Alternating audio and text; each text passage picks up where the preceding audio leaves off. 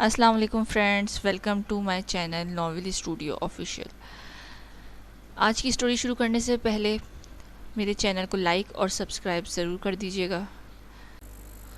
تو فرینڈس، آج ہم شروع کریں گے تیری دید کی آخری قسط۔ مجھے امید ہے کہ آپ لوگوں کو بہت پسند آئی ہوگی، آپ لوگ اچھا سا رسپانس بھی دیجیے گا۔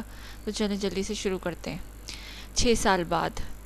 ارے دانین بیٹا، ناشتہ تو کرتی جاؤ۔ عالیہ بیگم ابھی کچن سے نکلی ہی تھی جب دانین کو یوں جلدی سے باہر نکلتے دیکھا تو پیچھے سے پکارا، ماما میں بہت لیٹ ہو گئی ہوں، راستے میں کچھ کھا لوں گی، آپ اپنا خیال رکھنا، اللہ حافظ۔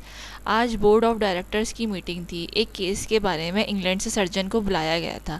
ایک کمزور دبلی پتلی 5 سالہ بچی جس کے دل میں سوراخ تھا، اور ڈاکٹر کے مطابق اس کے پاس صرف چند ماہ کا وقت تھا، مگر وہ ایک ایسا کیس تھا جس نے سب کو الجھا کر رکھ دیا تھا۔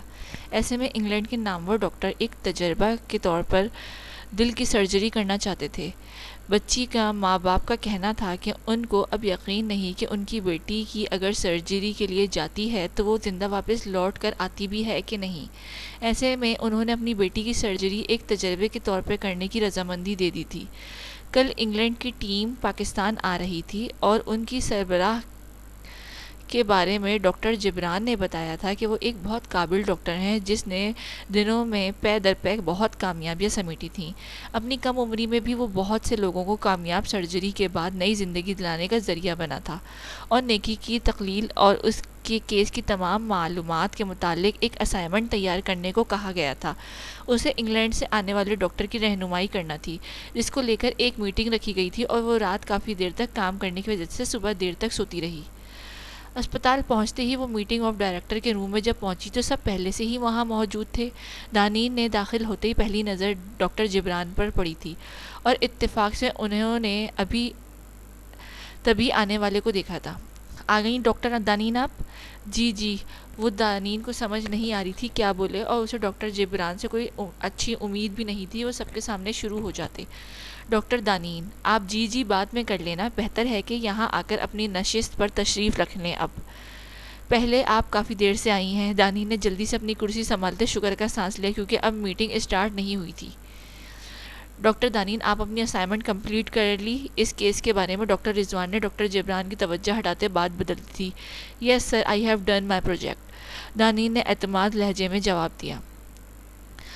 Good doctor Daneen, you are great, doctor Rizwan نے بھی دل سے داد دی تھی، جبکہ ڈاکٹر جبران نے صرف دیکھنے میں ہی اکتفا کیا تھا، جیسے ابھی بھی کہہ رہے ہو کہ دیکھتے ہیں۔ السلام علیکم doctor Ayan, welcome to Pakistan. Doctor Jibran room میں داخل ہوتے شخص کو خوش دلی سے مخاطب کرتے ہوئے بولا۔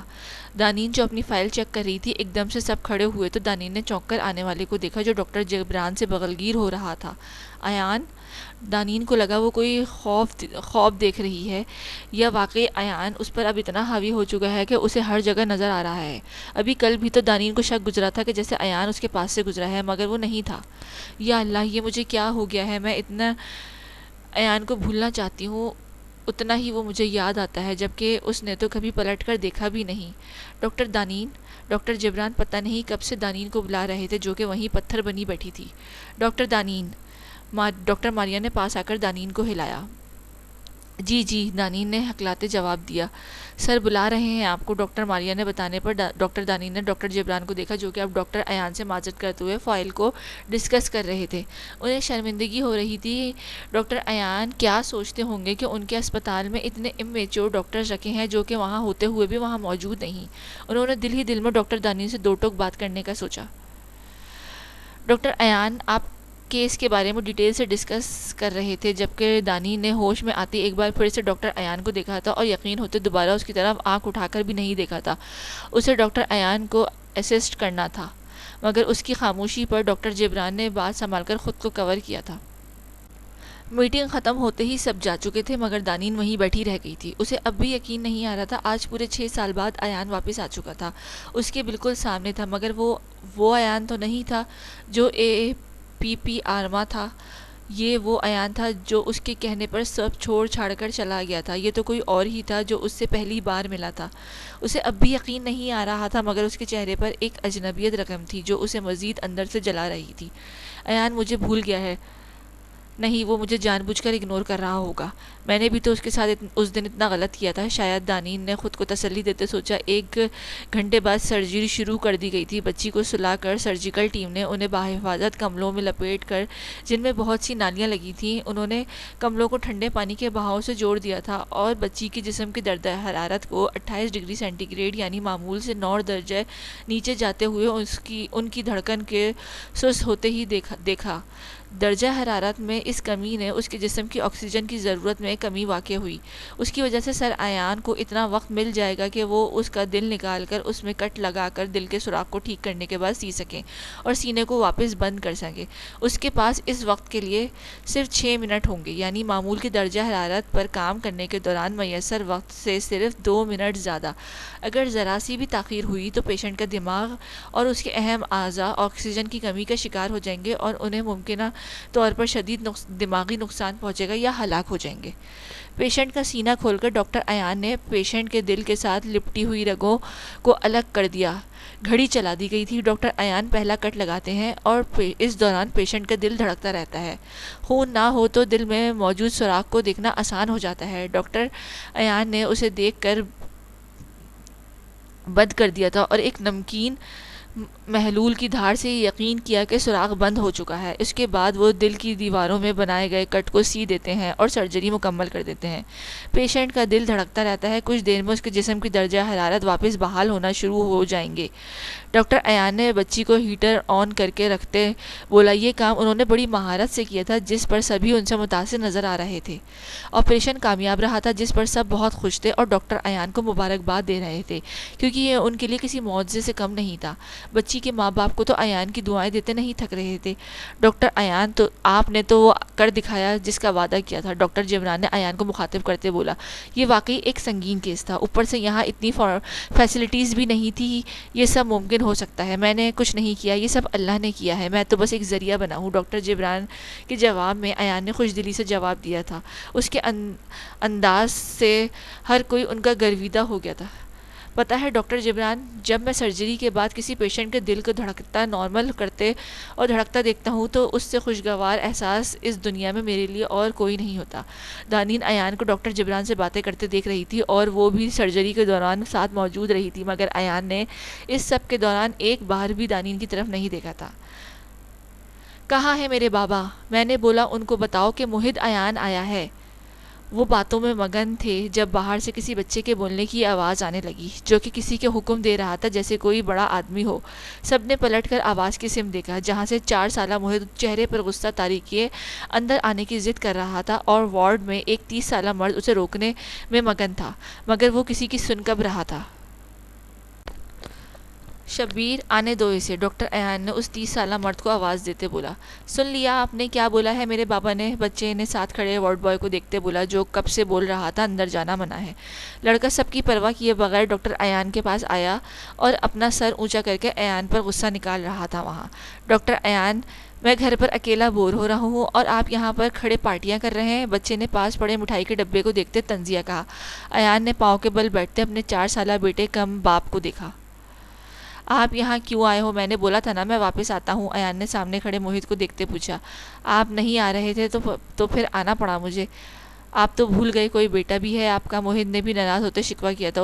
سب وہاں موجود باپ بیٹے کی یوں بات کرتے دیکھ رہے تھے اور خوش ہو رہے تھے جبکہ ایان کے بیٹے کو دیکھ کر ایک دل اندر کہیں ٹوٹا تھا.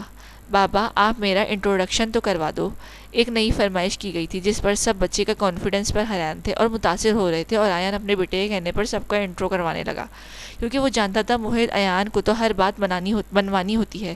جی یہ موہد ایان ہے میرے بیٹے. ایان نے کھڑے ہوتے وہاں سب سے تعارف کروایا. سب اس چھوٹے پٹاخے کو مل کر بہت خوش ہوئے تھے.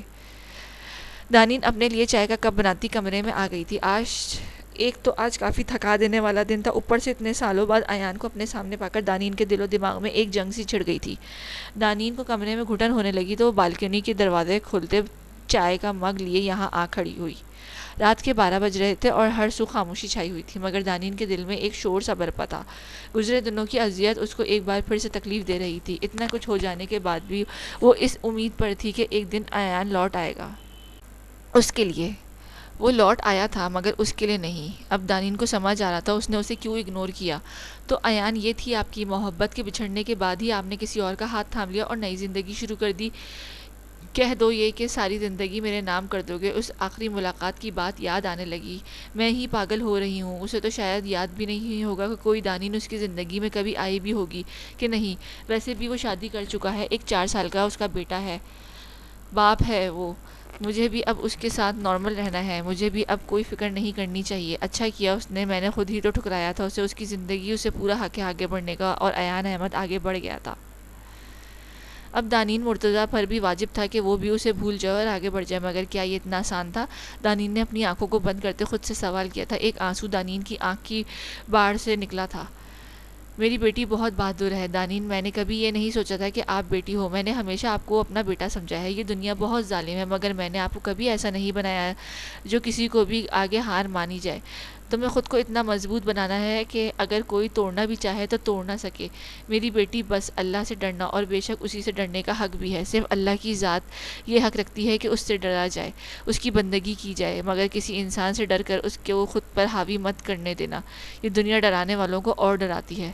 مرتضیٰ صاحب نے بیٹی کو اپنے سینے سے لگاتے سمجھایا۔ دانین، میں کل رہوں یا نہیں رہوں، بابا پلیز۔ دانین نے مرتضیٰ صاحب کے منہ پر ہاتھ رکھتے ہوئے انہیں غلط کہنے سے روکنا چاہا۔ وہ مسلسل رو رہی تھی۔ مرتضیٰ صاحب نے بیٹی کے ہاتھ پر بوسہ دیتے سامنے اپنے بابا کو دیکھا۔ بابا آپ رو رہے ہیں؟ دانین نے پہلی بار اپنے باپ کو یوں روتے دیکھا تو فوراً پوچھا۔ معاف کر دو مجھے بیٹی، مرتضیٰ صاحب نے بیٹی کو دیکھتے بولا۔ کیسی باتیں کر رہے ہیں آپ بابا، مجھے گناہ گار مت کریں۔ میری گڑیا میں کچھ غلط نہیں کیا آپ نے بابا، اور آئندہ آپ ایسا سوچیے گا بھی نہیں، نہ ایسی بات کریں گے۔ دانین نے مرتضیٰ صاحب کے آنسو اپنے ہاتھ سے صاف کرتے بولا۔ اچانک آسمان پر آتش بازی کی گئی جس سے دانین کی سوچ کا تسلسل ٹوٹا تو وہ سیدھی ہوتی ہاتھ میں پکڑا چائے کا کپ جو ٹھنڈا ہو چکا تھا اور اپنے رخسار پر آئے آنسو جو نقش چھوڑ گئے تھے۔ آہ بابا، آج آپ کی دانین کو آپ کی بہت یاد آ رہی ہے، کاش آپ میرے پاس ہوتے تو مجھے اور ماما کو یوں اس ظالم سفاک دنیا میں چھوڑ کر نہ جاتے۔ دانین نے رخسار پر آئے آنسو صاف کرتے اندر کا رخ کیا، اور اب باہر اب کوئی آتش بازی کر رہا تھا، اس لیے اب وہاں مزید بیٹھ نہیں سکتی تھی۔ دانین نے اندر آتے وقت دیکھا تو گھڑی میں 2 بج رہے تھے، نیند کوسوں دور تھی اس لیے اب وہ وضو کرنے چلی گئی تھی۔ بابا جانی بات پوچھوں آپ سے؟ وہ ابھی گھر آئے تھے جب موہت نے بیڈ پر بیٹھتے جوتے اتارتے ایان سے پوچھا۔ تم اسپتال کیوں آئے تھے یوں اکیلے؟ ایان نے پاس کھڑے موہت کو دیکھتے سنجیدگی سے سوال کیا۔ بابا میں اکیلا تھوڑی آیا تھا، بشیر چاچو بھی ساتھ تھے میرے، موہت نے پاس بیٹھے جواب دیا، اور ان دونوں ہاتھوں کو پیالے کی شکل بناتے اس نے اپنے چہرے کے سجاتے اس نے اس کے ساتھ بیٹھتے باپ کو دیکھتے کہا جو جوتے اتار کر اب سیدھا ہو کر بیٹھا تھا، مگر سنجیدگی اب بھی برقرار تھی۔ مگر میں نے آپ کو منع کیا تھا پھر بھی؟ ایان نے موہت کی طرف دیکھتے پوچھا۔ میں بور ہو رہا تھا۔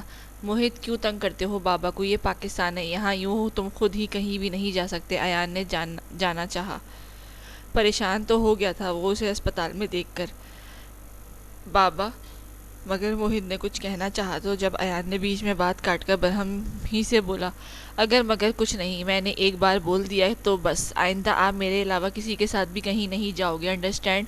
اوکے، موہت نے چہرے پر سنجیدگی اپناتے بولا، مگر اس کی اچھی بات یہ تھی کہ وہ ایان کی بات مان جایا کرتا تھا۔ ایان نے خود کو بیڈ پر گرایا۔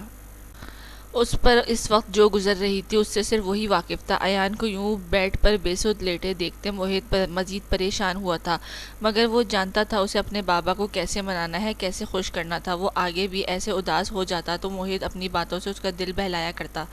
ان دونوں باپ بیٹوں کی زندگی میں ان دونوں کے علاوہ اور کوئی تھا بھی کب، اور یہ دونوں ہی ایک دوسرے کو کھونے سے ڈرتے تھے۔ موہت نے ماں نہیں دیکھی تھی، اس کے لیے اس کا باپ ہی اس کی ماں، بہن اور بھائی سب کچھ تھا۔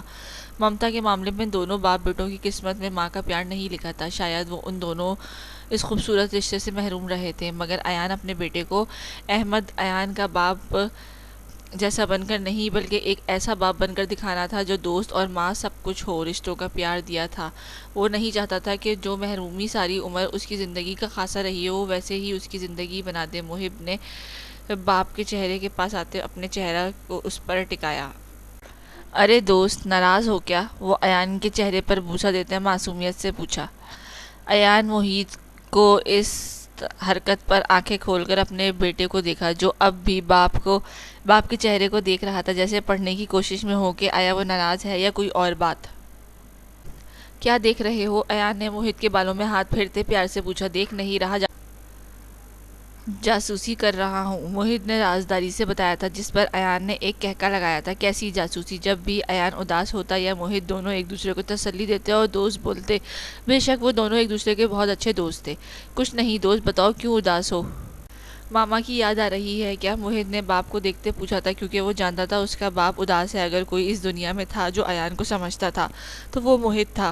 بے شک اللہ نے اس کو بھی خالص محبت سے نوازا تھا۔ کوئی ایک ایان کے لیے بھی تھا جس کے لیے ایان سب سے زیادہ خاص، اور ایان کے لیے بھی اپنا بیٹا۔ اللہ بے شک تجھ سے بڑھ کر کوئی اپنے بندوں سے پیار نہیں کر سکتا۔ ایان دل میں خدائی کا شکر بجا لاتے بولا۔ کدھر کھو گئے؟ موہت نے باپ کے سینے پر سر رکھتے پوچھا۔ کہیں نہیں جناب، چلو اٹھو، کپڑے تبدیل کرو اور نماز پڑھو جلدی۔ یہ کہتے موہت کو اپنے سینے پر سے اٹھاتے خود بھی اٹھ کھڑا ہوا اور اب واش روم کے لیے نکل گیا۔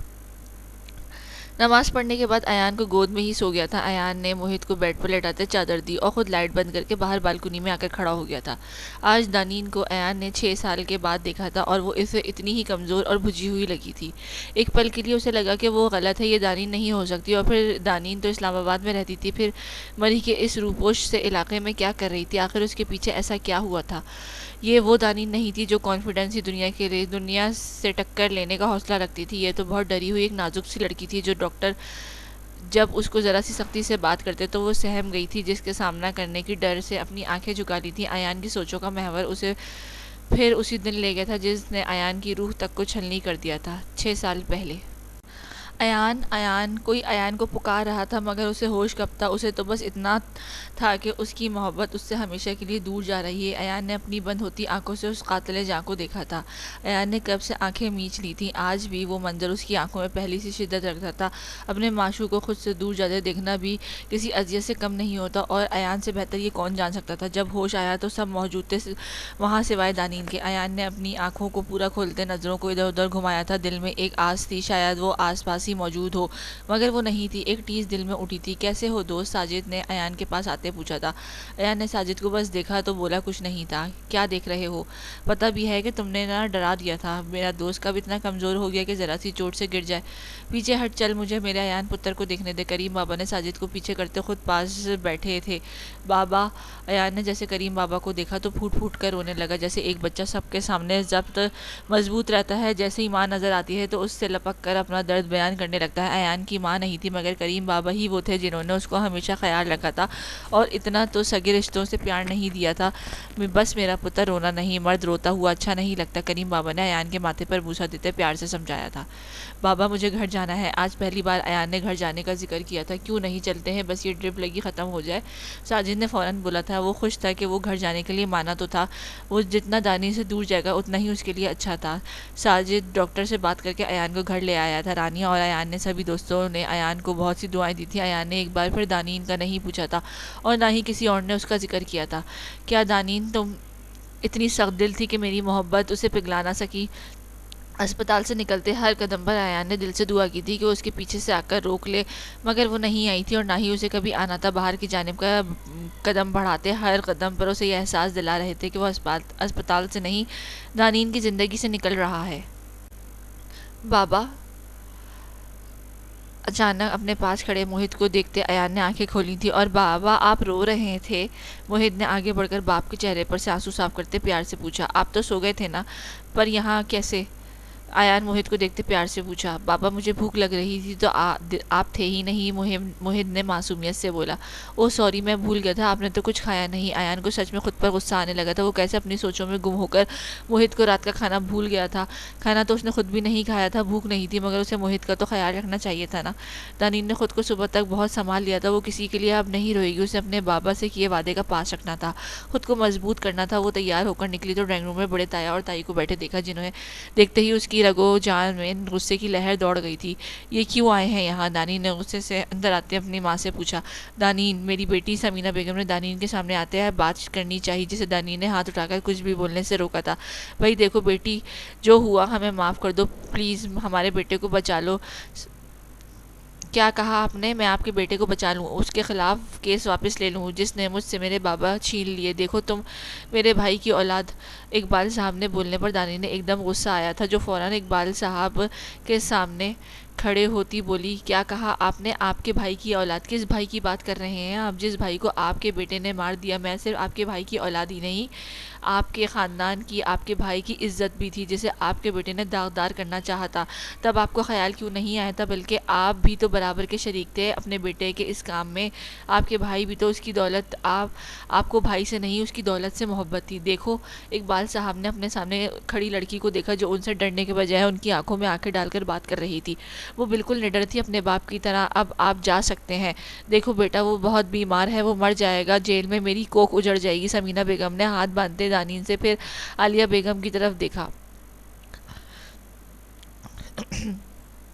اور جن کی کوکھ آپ کے بیٹے نے اجاڑ کر رکھ دی، ان کا کیا؟ کتنی ہی زندگیوں کو، عزتوں کو لوٹا ہے اس نے۔ مت بھولیں کہ مر تو وہ اسی دن جانا تھا جس دن پھانسی کی سزا سنائی گئی تھی، مگر پھر بھی ماما میں نے ان ہاتھوں کا بھرم رکھتے اپنے بابا کا سوچتے پھانسی کی جگہ عمر قید کی اپیل کی، ورنہ وہ اس لائق نہیں تھا۔ آپ کی وجہ سے ہم اپنا سب کچھ چھوڑ کر یہاں چلی آئے، مگر آپ نے ہمارا یہاں بھی پیچھا نہیں چھوڑا۔ دانین تم بہت اچھی ہو بیٹا، سمینہ بیگم نے دانین کے آگے اپنی چادر پھیلائی تھی۔ بس کر دیں تائیں اماں، بس۔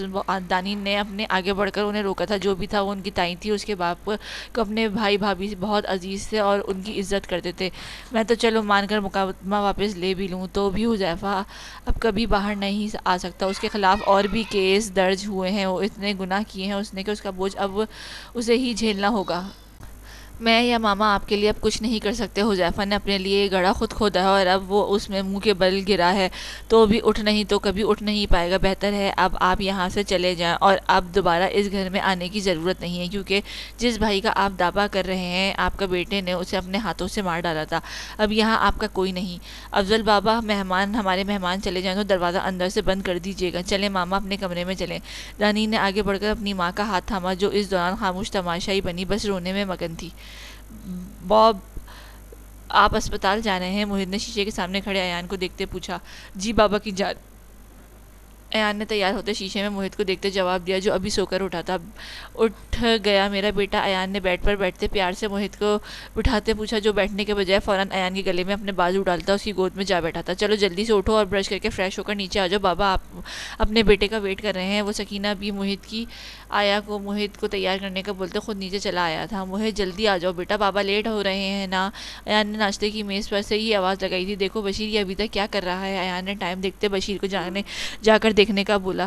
یہ لڑکا اتنی دیر کیوں لگاتا ہے؟ اسے اسپتال جانا تھا اور موہد ایان کے بغیر ناشتہ نہیں کرتا تھا، اس لیے ایان اسے خود ناشتہ کروا کر ہی جاتا تھا، ورنہ وہ سارا دن کچھ نہیں کھاتا تھا اور پھر الگ تنگ کرتا تھا۔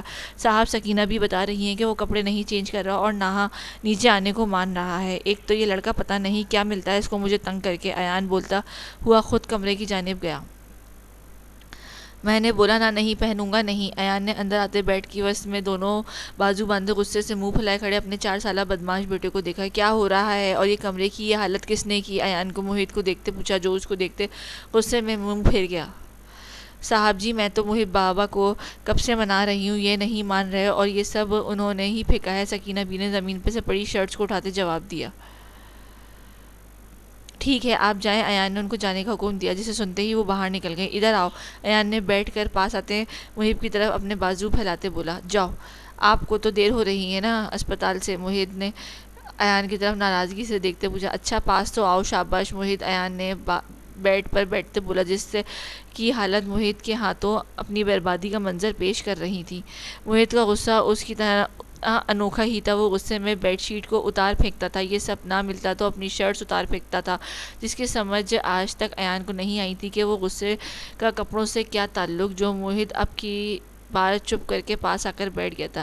کیوں کرتے ہو ایسا؟ ایان نے موہد کو اپنی گود میں بٹھاتے پوچھا۔ آپ جھوٹے ہو، دھوکے باز ہو، آپ سے نہیں بولتا، موہد نے ایان کی طرف دیکھتے جواب دیا۔ ایان نے حیرت سے موہد کی طرف دیکھا۔ کیا جھوٹ بولا ہے میں نے؟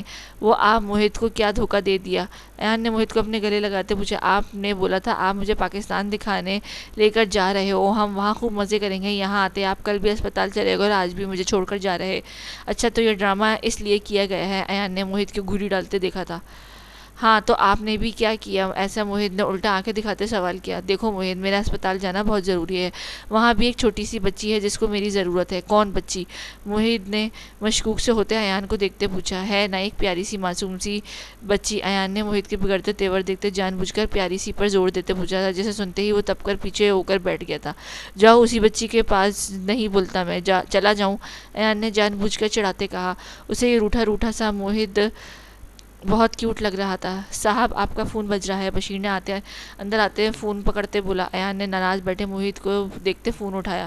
جی ڈاکٹر ایان اسپیکنگ، وہ کہتے ہی وہ فون پکڑتے باہر نکل گیا، جبکہ ایان کے جاتے دیکھ کر موہد وہیں بیڈ پر لیٹ گیا تھا اور بازو آنکھوں پر رکھ لیے تھے جسے ایان نے جاتے دیکھ لیا تھا۔ ایان واپس آیا تو موہد کو ویسے ہی لیٹا پایا۔ موہد آ جاؤ شاباش، ناشتہ ٹھنڈا ہو رہا ہے۔ ایان آتے ہوئے ناشتہ کمرے میں ہی لانے کا بلایا تھا۔ دیکھو آپ کی فیوریٹ سینڈوچ بنائے ہیں، ایان ناشتے کی ٹرے بیڈ پر رکھتے بولا، مگر موہد ویسے ہی لیٹا رہا بنا کوئی حرکت کیے۔ ایان نے آگے بڑھ کر گدگی دی تو وہ آنکھوں پر سے بازو ہٹاتے پیچھے کو ہوا۔ موہد میری جان، ایان نے موہد کو بازو ہٹاتے آنکھوں کو دیکھا جو رو رو کر سرخ ہو رہی تھی۔ موہد کو گود میں اٹھاتے سینے سے لگایا تھا۔ کیا ہوا میری جان؟ نہیں ہوں میں آپ کی جان، موہد نے ایان کی بات بیچ میں کاٹ کر سو سو کرتے غصے سے بولا۔ اچھا تو پھر بابا کی جان کون ہے؟ ایان نے موہد کی ریڈ ہوتی ناک کو چھڑتے کہا۔ مجھے نہیں پتا، موہد نے ویسے ہی ناراضگی سے کہا ایان کے سینے میں سر چھپا کر۔ آپ کو پتا ہے محب، آپ اپنے بابا کی جان ہو۔ نہیں ہوں، غصہ ابھی بھی قائم تھا۔ کیوں؟ آپ کو ایسا کیوں لگا؟ ایان نے موہد کی طرف دیکھتے پوچھا جو اپنی ناراضگی دکھا کر حق جتا رہا تھا۔ مگر میں آپ کی جان ہوں تو آپ مجھے چھوڑ کر اس پیاری سی لڑکی کے پاس کیوں جاتے ہیں؟ مجھے آپ کی ضرورت ہے اور آپ صرف موہد کے بابا ہو۔ موہد کو یوں شکوہ کرتے اور حق جتانے پر ایان فدا ہوا تھا۔ میری جان میں صرف آپ کا ہوں، وہ تو بچی بیمار ہے نا، تو اس کی ہیلپ چاہیے، انجیکشن لگتے ہیں، میں نے اس کا علاج کرنا ہے، اسے دیکھنا ہے، دوسروں کی ہیلپ کرنی چاہیے نا۔ ٹھیک ہے پھر میں بھی آپ کے ساتھ جاؤں گا۔ ایک اور فرمائش کر دی گئی تھی۔ اچھا جلدی سے بریک فاسٹ کرو پھر ہم چلتے ہیں۔ اوکے، ایان نے پیار کرتے ہوئے موہد کو سامنے اٹھاتے ناشتہ کروانا شروع کیا۔ 6 سال پیچھے ماضی، جب سے اسپتال سے آیا تھا لگتا تھا جیسے اب زندگی کا کوئی مقصد باقی نہیں رہا تھا۔ وہ بس اپنے کمرے کا ہو کر رہ گیا تھا، نہ کسی سے ملتا تھا نہ خود باہر جاتا تھا۔ کریم بابا کمرے میں آیا ہے تو ایان کو یوں ہی بیڈ پر لیٹا چھت کو گھورتے پایا۔ وہ دل ہی دل میں افسوس کرتے اس کے پاس آئے تھے۔ ایان کو انہوں نے اپنی اولاد سے بڑھ کر پیار دیا تھا، وہ کیسے اس کو اس حال میں دیکھ سکتے تھے؟ ایان پتر چل کھانا کھا لے، کریم بابا نے اس کے پاس بکھرے سامان کو سمیٹتے بولا۔ بابا، ایان نے یوں ہی لیٹے کریم بابا کو پکارا تھا۔ اس کی آواز میں ایسا کرب تھا کہ کریم بابا کا دل ایک دم سے بے چین ہوا تھا۔ جی میرے سونے پتر بولو۔ بابا نے پاس بیٹھتے ایان کو دیکھا جو اب بھی کسی نقطے پر جیسے اپنی نظریں جمائے ہوئے تھا۔ پیلی رنگت اور آنکھوں کے گرد ہلکے ایان کی حالت کا پتہ دے رہے تھے، مگر وہ کسی کی سنتا ہی کب تھا، وہ تو ایسے ہی تھا جیسے جینا ہی نہیں چاہتا۔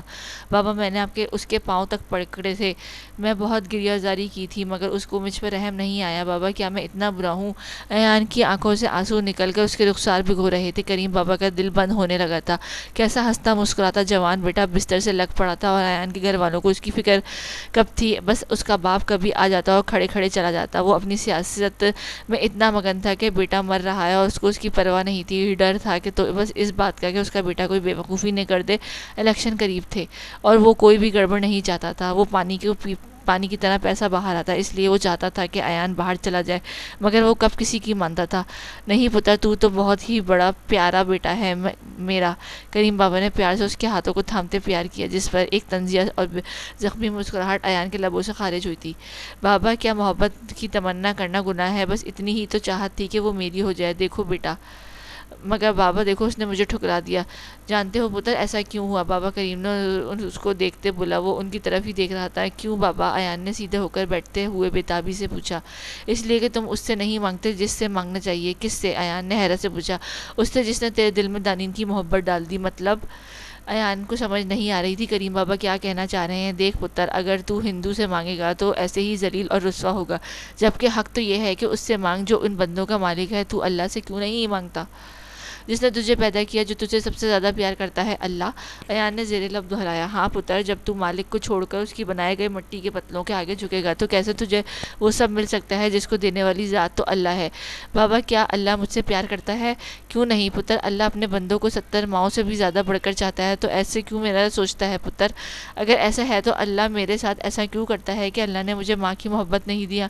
کیوں میں ہمیشہ صرف پیسوں میں تولا گیا؟ جبکہ میں بچپن میں روتا تھا، نصرہ آنٹی مجھے کمرے میں بند کر دیتی تھی، تو وہ کیوں نہیں آتا تھا مجھے بچانے؟ مگر وہ مجھے تو لگتا ہے کہ ایسا کچھ نہیں ہے، صرف باتیں ہیں، نہ پتر نہ ایسے نہیں کہتے، سوچتے اللہ سے معافی مانگ۔ بابا نے ایان کو کریم بابا نے ایان کی بات سنتے ڈر کر بولا، وہ کیسے اللہ کی موجودگی کو جھٹلا سکتا تھا؟ معافی؟ میں کیوں معافی مانگوں؟ میرا دل تو میرا ٹوٹا ہے، مجھے کیا دیا آج تک؟ میں اپنوں کی محبت کو ترسا ہوں، پھر کیوں اللہ نے میرے ساتھ ایسا کیا؟ دیکھ ایان پتر، ہم کون ہوتے ہیں اللہ سے سوال کرنے والے؟ وہ جو چاہتا ہے کرتا ہے، اور ہمارا کام تو بس اس کی بندگی کرنا ہے، ہر حال میں اس کا شکر بجا لانا ہے۔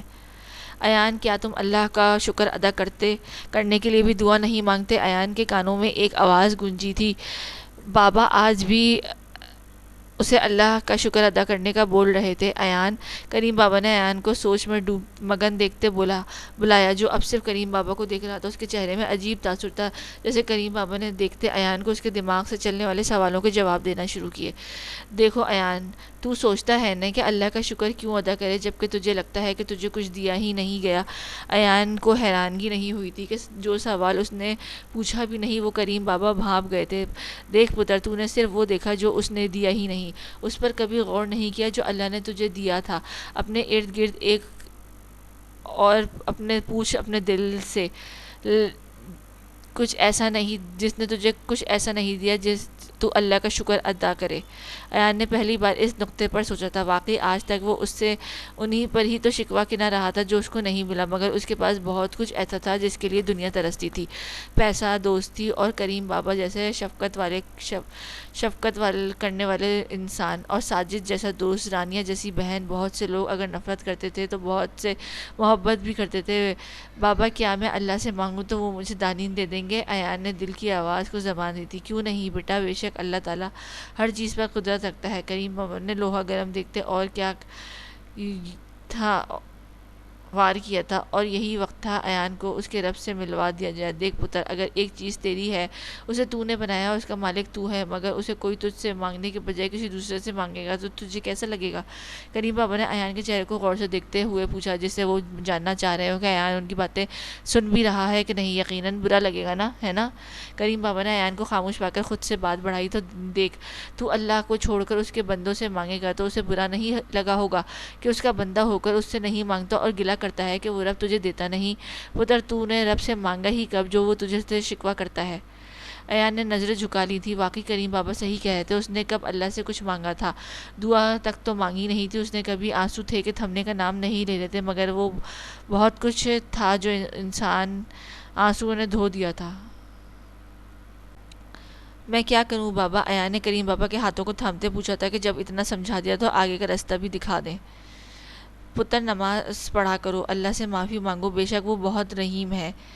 کریم بابا نے ایان کو تسلی دیتے جواب دیا۔ مجھے معاف کر دے گا اللہ؟ ایان نے بے چینی اور امید بھری آس لیے پوچھا تھا۔ کرے گا، کیوں نہیں کرے گا؟ اللہ تو کہتا ہے کہ اے میرے بندے، تو ساری عمر گناہ کرتا رہے، بے شک تیرے گناہ ایک پہاڑ کی صورت اختیار کر جائیں، اور پھر تو مجھے پکارے معافی مانگنے تو میں تیرا رب تجھے معاف کر کے ایسا پاک کر دوں گا جیسے ایک اور کپڑا جس میں کوئی داغ نہ ہو، جیسے ایک پیدا ہوا بچہ جس نے دنیا میں بھی آنکھ کھولی ہے اور وہ ہر طرح کے گناہ سے پاک ہے۔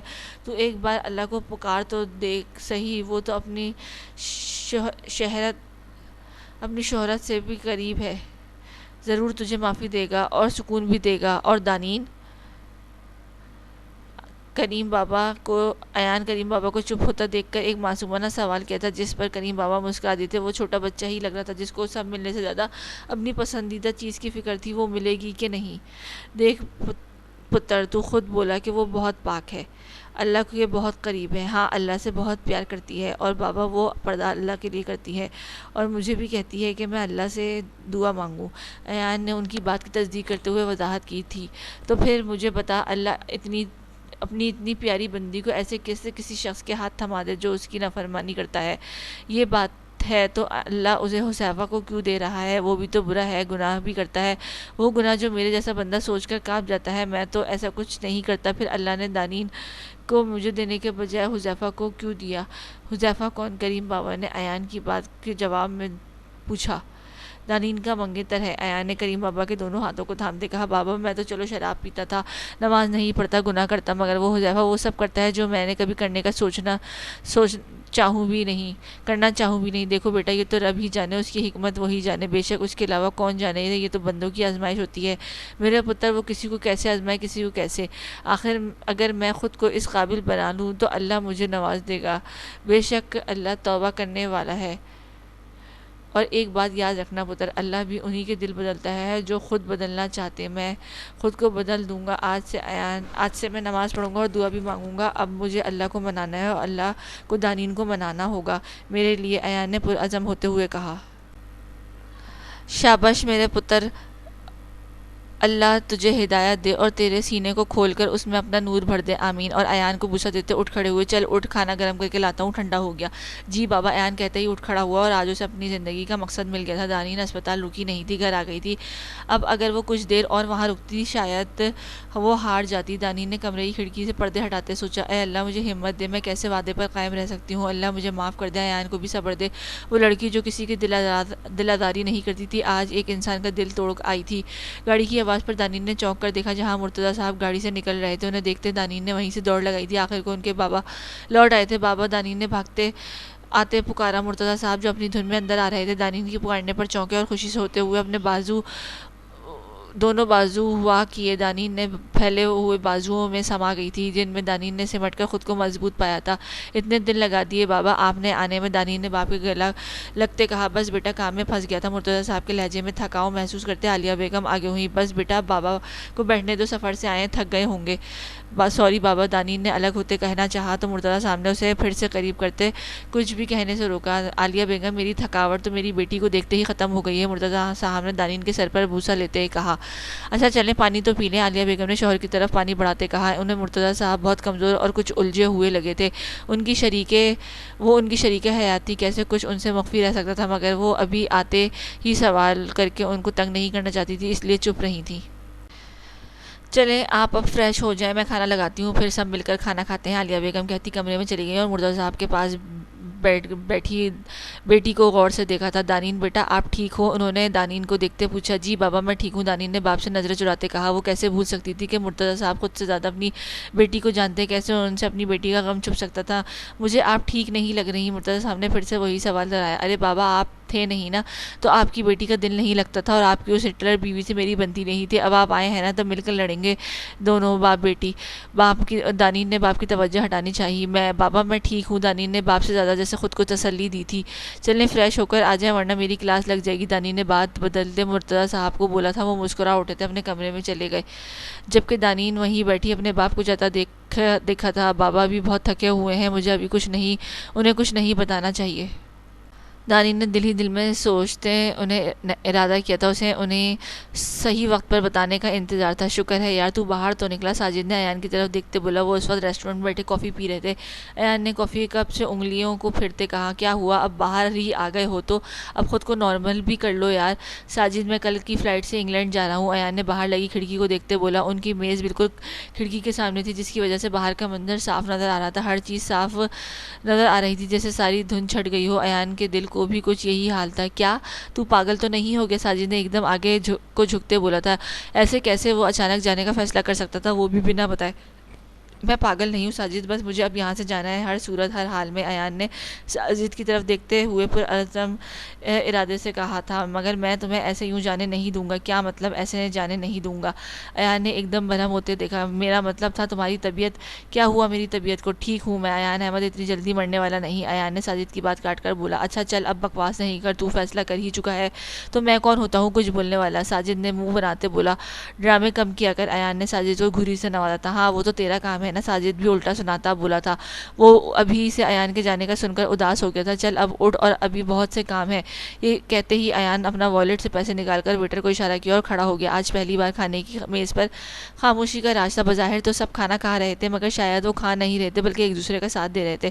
کم از کم عالیہ بیگم کو تو یہی لگا تھا۔ پہلے تو دانین بابا کی یاد کا بہانہ کر کے خاموش تھی، پھر اب کیوں؟ عالیہ بیگم نے فکر مندی سے باپ بیٹی کو دیکھ کر سوچا۔ مجھے بابا کو حذیفہ کا سچ بتا دینا چاہیے کیا؟ ارے دانین آپ صحیح سے کھانا کیوں نہیں کھا رہی؟ وہ اپنی سوچ میں گم تھی جب عالیہ بیگم کے کہنے پر وہ چونکی۔ مرتضیٰ صاحب نے بیٹی کی طرف دیکھا تھا۔ جی میں کھا رہی ہوں، دانین نے کہتے ہی کھانے کی طرف توجہ مرکوز کی۔ وہ بظاہر ہنس کھیل رہی تھی مگر اس کی ہنسی میں بھی ایک درد چھپا تھا جسے عالیہ بیگم نے بھانپ لیا تھا۔ کیا بات ہے دانین، کوئی بات ہوئی ہے کیا؟ عالیہ بیگم نے دانین کے پاس صوفے پر بیٹھتے پوچھا، جو منہ اٹھائے ہاتھ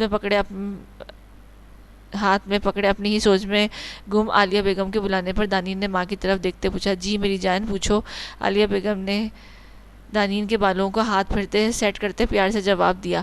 ماما کیا کوئی کسی سے اتنی محبت کر سکتا ہے کہ اس کے لیے اپنی جان تک دے دے؟ عالیہ بیگم نے دانین کے منہ سے ایسے الفاظ سنے تو حیرت سے دیکھا۔ کیا دانین کو کسی سے محبت ہو گئی؟ نہیں، یہ میں کیا سوچ رہی ہوں، آپ کیوں پوچھ رہی ہو بیٹا؟ انہوں نے بیٹی کے تاثرات کو جانتے نظروں سے دیکھا۔ بس ویسے ہی جاننا چاہ رہی تھی، کیا کوئی کسی کے لیے مر سکتا ہے؟ یہ سب کچھ نہیں ہے، کہانیوں کی باتیں ہیں بیٹا، حقیقت میں ایسی کوئی نہیں ہوتا، کوئی نہیں مرتا، خاص طور پر ایک مرد بالکل بھی نہیں۔ دانین نے مزید کچھ نہیں بولا تھا مگر دانین کے الفاظ اور انداز انہیں اندر تک ڈرا گئے تھے۔ مرتضیٰ صاحب سر تھامے بیٹھے تھے۔ آگے میز پر بہت سی فائلیں بکھری پڑی تھیں جو ابھی شفیق نے لا کر دی تھیں۔ انہیں ابھی بھی یقین نہیں آ رہا تھا۔ مرتضیٰ صاحب آج کافی دنوں کے بعد فیکٹری آئے تھے۔ انہیں دبئی میں ہی اندازہ ہو گیا تھا کہ ان کی فیکٹری کو اندر ہی اندر کوئی نقصان پہنچا رہا ہے اور وہ کون ہے ان کا جاننا بہت ضروری تھا۔ اس کے لیے انہوں نے یہ کام مینیجر شفیق پرانے اور وفادار ملازم کے سپرد کیا تھا جس نے یہ کام بخوبی نبھایا تھا۔ حذیفہ ایسے کر سکتا ہے، کیسے کر سکتا ہے؟ انہوں نے کرسی کی پشت سے سر ٹکاتے سوچا تو چور کوئی اور نہیں، ان کا اپنا سگا بھتیجا تھا۔ وہ بھتیجا جس کے نام وہ اپنی کل کائنات بیٹی کر چکے تھے، وہ کیسے اس کی پیٹھ میں چھرا مار سکتا تھا؟ میں آئی کم ان سر؟ شفیق صاحب نے اندر آنے کی اجازت طلب کی، جس کی مرتضیٰ صاحب کو سر کے اشارے سے اجازت دی۔ سر حذیفہ اس وقت گھر میں آفس میں موجود نہیں ہے، ان کو کال کی گئی ہے، جیسے ہی وہ آتے ہیں بھیج دیتا ہوں۔ مرتضیٰ صاحب نے بس ایک لفظ کا جواب دیا تھا، سر آپ کی طبیعت ٹھیک نہیں لگ رہی، آپ پریشان لگ رہے ہیں۔ میں ٹھیک ہوں شفیق، بس سمجھنے سے قاصر ہوں، مجھے ابھی تک یقین نہیں آ رہا کہ میرا اپنا خون میرے ساتھ ایسا کیسے کر سکتا ہے۔ صاحب مجھے تو پہلے ہی شک تھا، تبھی اس پر نظر رکھنا شروع کی۔ آپ کی غیر موجودگی میں وہ اور بھی ہوشیار ہو گیا تھا، اس نے آپ کی نقلی متحد تک تیار کر لیے ہیں، اور سر آپ کو کچھ شیئرز وہ مارکیٹ میں کوڑے داموں بیچ چکا ہے۔ سر جب اس کے پیچھے کیا تو معاف کیجیے گا، مجھے اور بھی بہت سی معلومات ملی ہیں۔ شفیق نے جھجکتے ہوئے بات ادھوری چھوڑ دی۔ کیسی معلومات شفیق؟ کھل کر بتاؤ مجھے، مرتضیٰ صاحب نے خود کو نارمل کرتے پوچھا۔ آج ان پر نئے نئے راز کھل رہے تھے سر۔ دراصل سر حذیفہ کی صحبت اچھی نہیں ہے، ان کے دوست اور وہ خود بھی نشہ کرتے ہیں۔ یا اللہ، مرتضیٰ صاحب سے برداشت کرنا مشکل ہو رہا تھا۔ انہیں اب بھی یقین نہیں آ رہا تھا کہ اس کا حذیفہ تو ایک نیک باوقار شخصیت کا حامل نوجوان تھا، تبھی انہوں نے اپنی دانین کے لیے اس کا انتخاب کیا تھا۔ پھر نہیں، حذیفہ اتنا گر نہیں سکتا۔ کیا تمہیں لگتا ہے شفیق جو کچھ تم بتا رہے ہو وہ سب سچ ہے؟ مرتضیٰ صاحب نے اپنے دونوں ہاتھوں کو انگلیوں میں ایک دوسرے سے مضبوطی میں پیوست کرتے پوچھا، جیسے شفیق بول دے کہ یہ سب جھوٹ ہے۔ جی سر، فیکٹری میں جو کچھ اس نے کیا وہ آپ کے ان فائلوں سے پتہ چل جائے گا، باقی نشے والی بات کا ثبوت بھی ہے میرے پاس۔ یہ کہتے ہی انہوں نے اپنی جیب سے موبائل نکالا اور کچھ بٹن دباتے ایک ویڈیو اوپن کی جس میں حذیفہ اپنے دوستوں کے ساتھ شراب پی رہا تھا۔ انہیں اپنی آنکھوں پر یقین نہیں آ رہا تھا۔ اس ویڈیو کو میرے موبائل میں کر دو شفیق، یہ کہتی انہوں نے شفیق کو موبائل ان کی طرف بٹھایا۔ وہ جو بھی تھا، آج وہ حذیفہ سے دو ٹوک بات کریں گے اور اسے کسی قسم کی بدچلن انسان کے ساتھ اپنی بیٹی کا ہاتھ کبھی نہیں دیں گے۔ سنو اب تم جاؤ اور حذیفہ جیسے ہی آئے مجھے اطلاع کرنا۔ جی سر، شفیق کہتے باہر چلا گیا، جبکہ مرتضیٰ صاحب ایک بار پھر کرسی کی پشت کو سر ٹکا کر ڈھہ گئے تھے۔ کتنا مان تھا انہیں اپنی بھائی کی اولاد پر، اور وہ کیا نکلی جانے اقبال بھائی اور سمینہ بھابھی جانتے بھی ہیں کہ نہیں کہ ان کا بیٹا کس راہ پر نکل چکا ہے۔ تو نہیں مانا جا رہا ہے؟ ایان کے سبھی دوست اسے ایئرپورٹ چھوڑنے آئے تھے، اس کے علاوہ رانیہ اور اس کا بھائی بھی ایان سے ملنے کے لیے آیا تھا۔ رانیہ تو بس روئی جا رہی تھی، جو بھی تھا اس نے دل سے ایان کو اپنا بھائی مانا تھا۔ کتنا اچھا چل رہا تھا سب۔ ایک طرف دانین تھی کہ جس کا کوئی اتا پتہ نہیں تھا، رانیہ نے بھی کال کی تھی مگر اس نے ہوں ہاں کے علاوہ زیادہ بات نہیں کی تھی۔ وہ اپنی طرف ایان اور دوسری طرف ایان تھا جو سب کچھ چھوڑ کر الگ ملک میں دنیا بسانے چلا تھا۔ بس کر دو، اور کتنا روئے گی؟ ایان رانی کو پیار سے سر پر چپت لگاتے بولا۔ ایسے اسے یوں رانی کا اس کی فکر میں رونا اس کے اچھا لگ رہا تھا۔ رانی سے مل کر ہی وہ بہن جیسے خوبصورت رشتے کو جانا تھا۔ آپ اتنی دور جا رہے ہیں؟ رانی نے بولتے ہوئے رانی نے روتے ہوئے بولا۔ وہ اس وقت وزٹنگ چیئر پر بیٹھے تھے۔ ایان کی فلائٹ کو بس کچھ ہی وقت باقی تھا۔ پوچھ رہی ہو یا بتا رہی ہو؟ ایان نے رانیہ کی طرف دیکھتے بولا۔ رانیہ پھر سے گاڑی سٹارٹ کر چکی تھی، رونا سٹارٹ کر چکی تھی۔ یار ایک تو تم لڑکیاں روتی بہت ہو، ایان کو رونے سے تنگ آ کر بیچارگی سے بولا۔ بس چل اب رونا بند کر، پھر اپنی رخصتی پر بھی تو رونا ہے تجھے۔ ایان نے رانیہ کو چھیڑا تھا۔ بھائی، رانیہ نے غصہ کرتے بس بھائی ہی بولا تھا۔ ساجد اچھا لڑکا ہے رانیہ، مجھے یقین ہے وہ تجھے خوش رکھے گا۔ ایان نے سامنے سے ساجد کو آتے دیکھتے بولا، جو ایان کے ٹکٹ لیے آ رہا تھا۔ رانی نے بھی جواب میں کچھ نہیں بولا تھا، وہ اپنا سر شرم سے جھکا لیا تھا۔ شرم و حیا سے اس کا چہرہ ایک دم سرخ ہو گیا تھا۔ ایسے موقع پر ایان کے منہ سے ایسی بات سننا وہ سمجھ نہیں پائی تھی کیا تاثر دے۔ ایان نے غور سے رانیہ کو دیکھا تھا اور دل سے دعا کی تھی جس کی محبت کی سلامتی اس کے یہ لو ٹکٹ۔ ساجد نے چہرے پر حد درجہ سنجیدگی طاری کرتے ٹکٹ ایان کی طرف بڑھائے تھے۔ ناراض ہو؟ ایان ٹکٹ پکڑتے ساجد سے پوچھا تھا۔ نہیں، ساجد نے ایک لفظ میں ہی جواب دیا تھا جس سے اندازہ ہو رہا تھا کہ وہ ناراض ہونے کی گواہی دے رہا تھا۔ مجھے ایسے رخصت کرو گے؟ ایان نے بھی سنجیدہ ہوتے اپنی جان سے پیارے دوست کو پیار سے دیکھتے بولا، جس پر ساجد بنا کچھ بولے ایان کے گلے لگ کر رونے لگ گیا تھا۔ ایان بھی رو دیا تھا۔ وہ اپنی اتنی محبتوں کو چھوڑ کر جا رہا تھا، مگر اس کا جانا ضروری تھا۔ اگر وہ یہاں رہتا تو کبھی بھی آگے نہیں بڑھ سکتا تھا۔ اسے خود کو قابل بنانا تھا، اسے اپنی ذات سے محبت کرنا سیکھنی تھی۔ مائک میں اناؤنسمنٹ شروع ہوئی تو ایان ان سب کو الوداع کہتا چلا گیا تھا۔ کریم بابا نے بھی ایان کو جاتے بہت سی دعائیں دی تھیں اور اللہ کے سپرد کیا تھا۔ سب گھر کی جانب چل دیے اور ایان اپنی تلاش کے سفر پر روانہ ہو گیا تھا، جو کہ ایک کٹن سفر تھا۔ اس میں یا تو انسان اپنی ذات کو پہچان لیتا ہے، خود کو پا لیتا ہے، پھر ہمیشہ کے لیے بھٹک کر رہ جاتا ہے۔ حذیفہ جیسے ہی آفس پہنچا اس نے مرتضیٰ صاحب کے آفس میں اس کو ملنے کی اطلاع دے دی گئی تھی۔ وہ پہلے غصے میں تھا، آج وہ بری طرح سے جوئے میں ہارا تھا اور یہ ہار اس کو برداشت نہیں ہو رہی تھی۔ اوپر سے آفس میں پیشگی تھی۔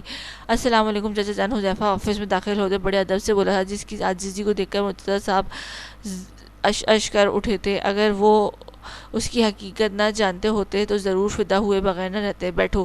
مرتضیٰ صاحب نے بیٹھنے کا بولتے کہا۔ سامنے کرسی کی طرف اشارہ کیا تھا، جو بنا بولے وہ بیٹھ گیا تھا۔ مرتضیٰ صاحب کے لہجے سے وہ ٹھٹکا تھا، پھر شفیق کی موجودگی اسے اور تب چڑھا رہی تھی۔ اسے وہ ایک آنکھ نہیں پتا تھا۔ بڑا آیا باس کا چمچہ۔ حذیفہ کیسا جا رہا ہے آپ کا کام؟ مرتضیٰ صاحب نے غور سے دیکھتے پوچھا تھا۔ جی الحمدللہ، حذیفہ نے خود کو نارمل رکھتے بولا۔ اگر سب اچھا جا رہا ہے تو پھر یہ سب کیا ہے حذیفہ؟ مرتضیٰ صاحب نے سامنے پڑی فائل میں سے ایک اٹھاتے اس کے سامنے میز پر پھینکی تھی، جس کے لہجے کی سختی اس کو معاملے کی سنگینی کا پتہ دے رہی تھی۔ جی کیا؟ حذیفہ کی سمجھ نہیں آیا تھا کہ کیا بولے۔ میں سوچ بھی نہیں سکتا تم اتنا گر سکتے ہو۔ مرتضیٰ صاحب کی سمجھ نہیں آئی تھی وہ سامنے بیٹھے لڑکے کو کیا کریں۔ چاچو میں یہ سب میں نے نہیں، جھوٹ ہے یہ سب۔ حذیفہ نے جلدی سے صفائی پیش کی۔ جھوٹ ہے تو بتاؤ یہ کیا ہے؟ مرتضیٰ بولو۔ مرتضیٰ صاحب نے ایک دم ڈھارے تھے وہ تو یہ سب اس نے کیا ہے۔ اس کے پاس کھڑے شفیق کو نشانہ بنایا تھا۔ خاموش، ایک لفظ اور نہیں۔ تمہیں شرم آنی چاہیے، اپنے کیے کا الزام کسی اور پر لگاتے۔ شفیق کو جو حذیفہ کے الزام پر گھبرایا تھا ایک دم مرتضیٰ صاحب کی سپورٹ پر سنبھلا تھا۔ میں الزام نہیں لگا رہا چچا جان، یہ ایک نمبر کا گھٹیا۔ Shut up! مرتضیٰ صاحب کو تھپڑ کھاتے حذیفہ کے گال چھوئے تھے۔ حذیفہ نے غصے کے عالم میں مرتضیٰ صاحب کی طرف دیکھا تھا۔ جاؤ، نکل جاؤ آفس سے ابھی، اور اسی وقت، اس سے پہلے کہ میں بھول جاؤں کہ تمہارا مجھ سے کوئی رشتہ بھی رہا ہے۔ مرتضیٰ صاحب ایک دم غصے کے عالم میں بیٹھے تھے۔ غصے اور غم کی کیفیت نے انہیں دوچار کیا تھا۔ چلا تو میں جاؤں گا یہاں سے مرتضیٰ صاحب، مگر یہ جو تھپڑ آپ نے میرے منہ پر مارا ہے نا، اس کا حساب آپ کو دینا ہوگا۔ حذیفہ نے بھی اب بنا کسی لگی لپٹی کے اپنا اصل چہرہ دکھاتے دھمکی دیتے چلا گیا تھا، جبکہ مرتضیٰ صاحب وہیں ڈھہ گئے تھے۔ صاحب آپ ٹھیک ہو؟ شفیق نے فوراً سے آگے بڑھ کر تھاما تھا۔ میں ٹھیک ہوں شفیق، بس تھک گیا ہوں، گھر جانا چاہتا ہوں۔ جی صاحب، میں بھی ڈرائیور کو گاڑی نکالنے کا بولتا ہوں۔ نہیں، تم ایسا کرو، یہ سب سمیٹو، میں خود ہی چلا جاؤں گا۔ جی صاحب، جیسا آپ بہتر کہتے۔ صاحب جی جیسا آپ کہتے۔ مرتضیٰ صاحب نے گاڑی میں بیٹھتے آنکھیں مول لی۔ وہ کیسے اپنی بیٹی اور بیوی کا سامنا کریں گے، کیسے؟ حذیفہ ایک پل میں رنگ بدلتے دھمکی دے گیا تھا۔ دانین کی آنکھ کھلی تو خود کو بند کمرے میں پایا تھا۔ اس کا وجود بری طرح سے زہر لرز رہا تھا، سو اندھیرے سے مزید کرب میں مبتلا کر رہا تھا۔ وہ اس وقت کہاں تھی؟ کون لایا تھا اسے یہاں؟ دانین نے دکھتے سر سے یاد کرنا چاہا تھا۔ بابا کہاں ہیں آپ؟ دانین نے باپ کو پکارا تھا۔ پتہ نہیں بابا کو پتہ بھی ہے کہ نہیں ان کی دانین اس وقت کہاں ہے۔ اس کا پورا وجود خوف سے لرز رہا تھا۔ اس کے چہرے پر موجود پردہ جو ہمیشہ اس کو زمانے کی گرد سے محفوظ کرتا تھا غائب تھا۔ تو کیا وہ رسوا کر دی گئی تھی؟ اے اللہ میری مدد فرما۔ پاک آنکھوں کو چھو دینے والی روشنی نے ہلکے سے دستک دی تھی۔ جوتے کی چاپ پر دانین نے آنکھوں کے پردے کو تھوڑا وا کرنے والا دیکھنا چاہا تھا۔ آپ؟ دانین کو یقین نہیں آ رہا تھا آنے والے شخص نے کوئی اور نہیں اس کا اپنا منگیتر حذیفہ تھا۔ کیوں لائے ہیں آپ مجھے یہاں؟ دانین نے غصے کی حالت میں حذیفہ کو دیکھتے نفرت سے پوچھا تھا۔ وہ سوچ بھی نہیں سکتی تھی حذیفہ اتنا گر سکتا ہے۔ ارے ارے میری نہ ہونے والی جان، اتنا غصہ اچھا نہیں ہوتا۔ حذیفہ نے چہرے پر کمینگی لیے دانین کو پکارا تھا۔ چپ، ایک دم چپ۔ دانین نے کچھ کہنا چاہا تھا جب حذیفہ نے انگلی اٹھاتے اسے بولنے سے روکا تھا۔ بہت ناز تھا نا تجھے اپنے اور تیرے باپ کو اپنی عزت پر، اب اسی عزت کو میں اپنے پاؤں تلے روند کر رکھ دوں گا۔ دانین کو پاس کھڑے شخص سے خوف محسوس ہو رہا تھا جس پر اپنے رب، اپنے باپ کے بعد کسی دوسرے سے محبت، کسی دوسرے پر آنکھ بند کر کے بھروسہ کرتی تھی، جس کا اس کی زندگی میں نہ ہونا فخر سمجھتی تھی۔ آج وہ شخص اس سے اور اس کے باپ کو رسوا کرنے کی بات کر رہا تھا۔ ویسے تو تم سونے کی چڑیا نکلی، میں تو سمجھا تھا تم بس ایک عام سی لڑکی ہوگی، تم تو پوری پٹاخہ ہو۔ حذیفہ نے دانین کے چہرے کو چھونے کو ہاتھ آگے بڑھایا تھا جس دانین نے خود کو پیچھے کرنے سے روکا تھا، مگر وہ بندے ہاتھوں کی وجہ سے بے بس تھی اور حذیفہ جیسے گھٹیا انسان اس چیز کا فائدہ اٹھا رہا تھا۔ میری جان کیا کر رہی ہو؟ ایسے پیچھے ہونے سے خود کو بچا لو گی کیا؟ میرے سامنے آنے سے گھونگھٹ اوڑھ لیتی تھی، اب تو تم بہت ناز تھا اپنے بازوؤں باپردہ ہونے پر، اب کہاں گیا تمہارا یہ گھونگھٹ؟ حذیفہ کی ہر انداز میں دانین کے لیے اور اس کے باپ کے لیے نفرت جھلک رہی تھی۔ آخر کیا بگاڑا ہے میں نے تمہارا حذیفہ؟ میں تو تمہاری عزت۔ دانین نے نرم پڑتے حذیفہ سے التجا کی چاہی تھی۔ عزت؟ تم میرے لیے صرف ایک سونے کی چڑیا ہو بس۔ پہلے سوچا تھا تم سے شادی کر کے میں ہماری جائیداد کو کیش کراؤں گا، مگر مجھے کیا پتا تھا تم یہ سونے کی چڑیا ہو جس سے میں مہنگے داموں بیچ کر حاصل کیا بہت کچھ حاصل کر سکتا ہوں۔ کہاں چھپا رکھا تھا اتنا حسن تم نے؟ حذیفہ نے دانین کے بالوں میں انگلیاں پھرتے بولا۔ اگر میں تمہیں پہلے پتا ہوتا کہ تم اتنی خوبصورت ہو تو میں کب کا۔ حذیفہ نے اپنی بات دوری چھوڑ کر دانین کو پیچھے کو گرایا تھا۔ پیچھے دیوار سے لگنے سے دانین کا سر خون نکلنے لگا تھا۔ نہ میری جان، رونا نہیں، ابھی تو آگے اور بہت سے آنسو تمہارے اور تمہارے باپ کی آنکھوں سے نکلنے جائیں گے۔ تم رو رو کر تھک جاؤ گی مگر کوئی فائدہ نہیں، اس لیے بے سود ان آنسوؤں کو مت بہلاؤ۔ حذیفہ نے پیچھے ہٹتے دروازے کی جانب دیکھا تھا جہاں نتالیہ کھڑی تھی۔ ہے میری جان، تم یہاں؟ میں تو یہاں ہوں، مگر یہ لڑکی کون ہے؟ نتالیہ نے سامنے رسیوں میں سے سکتے وجود کو دیکھتے پوچھا۔ کوئی نہیں، یہ ہے، چلو باہر چلتے ہیں۔ حذیفہ نے نتالیہ کو دروازے کی جانب لے جاتے بولا۔ نتالیہ کے جانے سے پہلے ایک بار پھر اس معصوم سی لڑکی کو دیکھنے جو اب منہ کے بل گری تھی، شاید وہ بے ہوش ہو چکی تھی۔ کون ہے یہ لڑکی؟ نتالیہ نے باہر ہوتے ہوئے ایک بار پھر سوال دہرایا تھا۔ ایک نیا مال ہے جس سے ہم کل ہی تک سپلائی کر دیں گے۔ حذیفہ نے لکڑی کی میز پر سے بوتل اٹھا کر شراب پاس پڑے شیشے کے گلاس میں اونڈیلی تھی۔ مگر یہ ہے کون؟ نتالیہ کو وہ غریب گھر کی لڑکی نہیں لگی تھی۔ اس سے پہلے حذیفہ جس بھی غریب لڑکی کو لاتا ہے وہ حسب معمول شخصیت اور معمولی گھر سے تعلق رکھنے والی تھی، جو حذیفہ کی جھوٹی محبت اور دولت کے جال میں آ کر پھنس گئی تھی۔ مگر اسے آج جس طرح حذیفہ نے باندھ رکھا تھا یہ کوئی عام لڑکی نہیں تھی جس کے بارے میں حذیفہ نے اسے ابھی تک کچھ نہیں بتایا تھا، اس لیے وہ بار بار ایک ہی سوال کر رہی تھی۔ کیا فرق پڑتا ہے کون ہے؟ حذیفہ نے شراب پی کر بولا۔ پھر بھی نتالیہ کو ہر صورت اس لڑکی کے بارے میں جاننا تھا۔ دانین نام ہے اس کا۔ اب کی بار حذیفہ نے نتالیہ کے سر پر بم پھوڑا تھا۔ جانتی ہو نتالی، یہ سب کس کے لیے کر رہا ہوں؟ یہ وہ بہت ہی پاک ہستی ہے جس کی گواہی پوری کائنات دیتی ہے۔ اس کی اسی پاکیزگی نے مجھے اس کی جانب کھینچا تھا، کھینچتے چلے جانے پر مجبور کیا۔ میں ایان احمد اس کی بہت عزت کرتا ہوں، اتنی کہ اس کی بندگی کرنے کو دل کرتا ہے۔ ایان کے لہجے میں دانین کے لیے بہت ہی عزت شامل تھی، جس نے محسوس کیا تھا کہ میں جانتی ہو نتالیہ چائے کے مگ کو دیکھتے ایان نے پھر گویا ہوا تھا۔ وہ ایسی لڑکی ہے کہ اسے آج تک کسی نامحرم نے نہیں دیکھا۔ میرا دل کہتا ہے وہ بہت خوبصورت ہے۔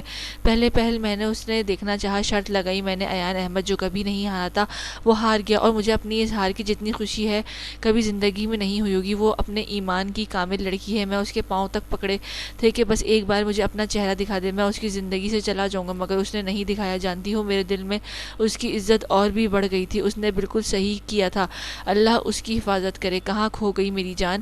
حذیفہ نے پاس آتے ہی نتالیہ کے کندھے پر ہاتھ رکھا تو وہ ہوش کی دنیا میں آئی۔ حذیفہ ایک بات پوچھوں؟ نتالیہ نے حذیفہ کی طرف مسکرا کر دیکھتے پوچھا۔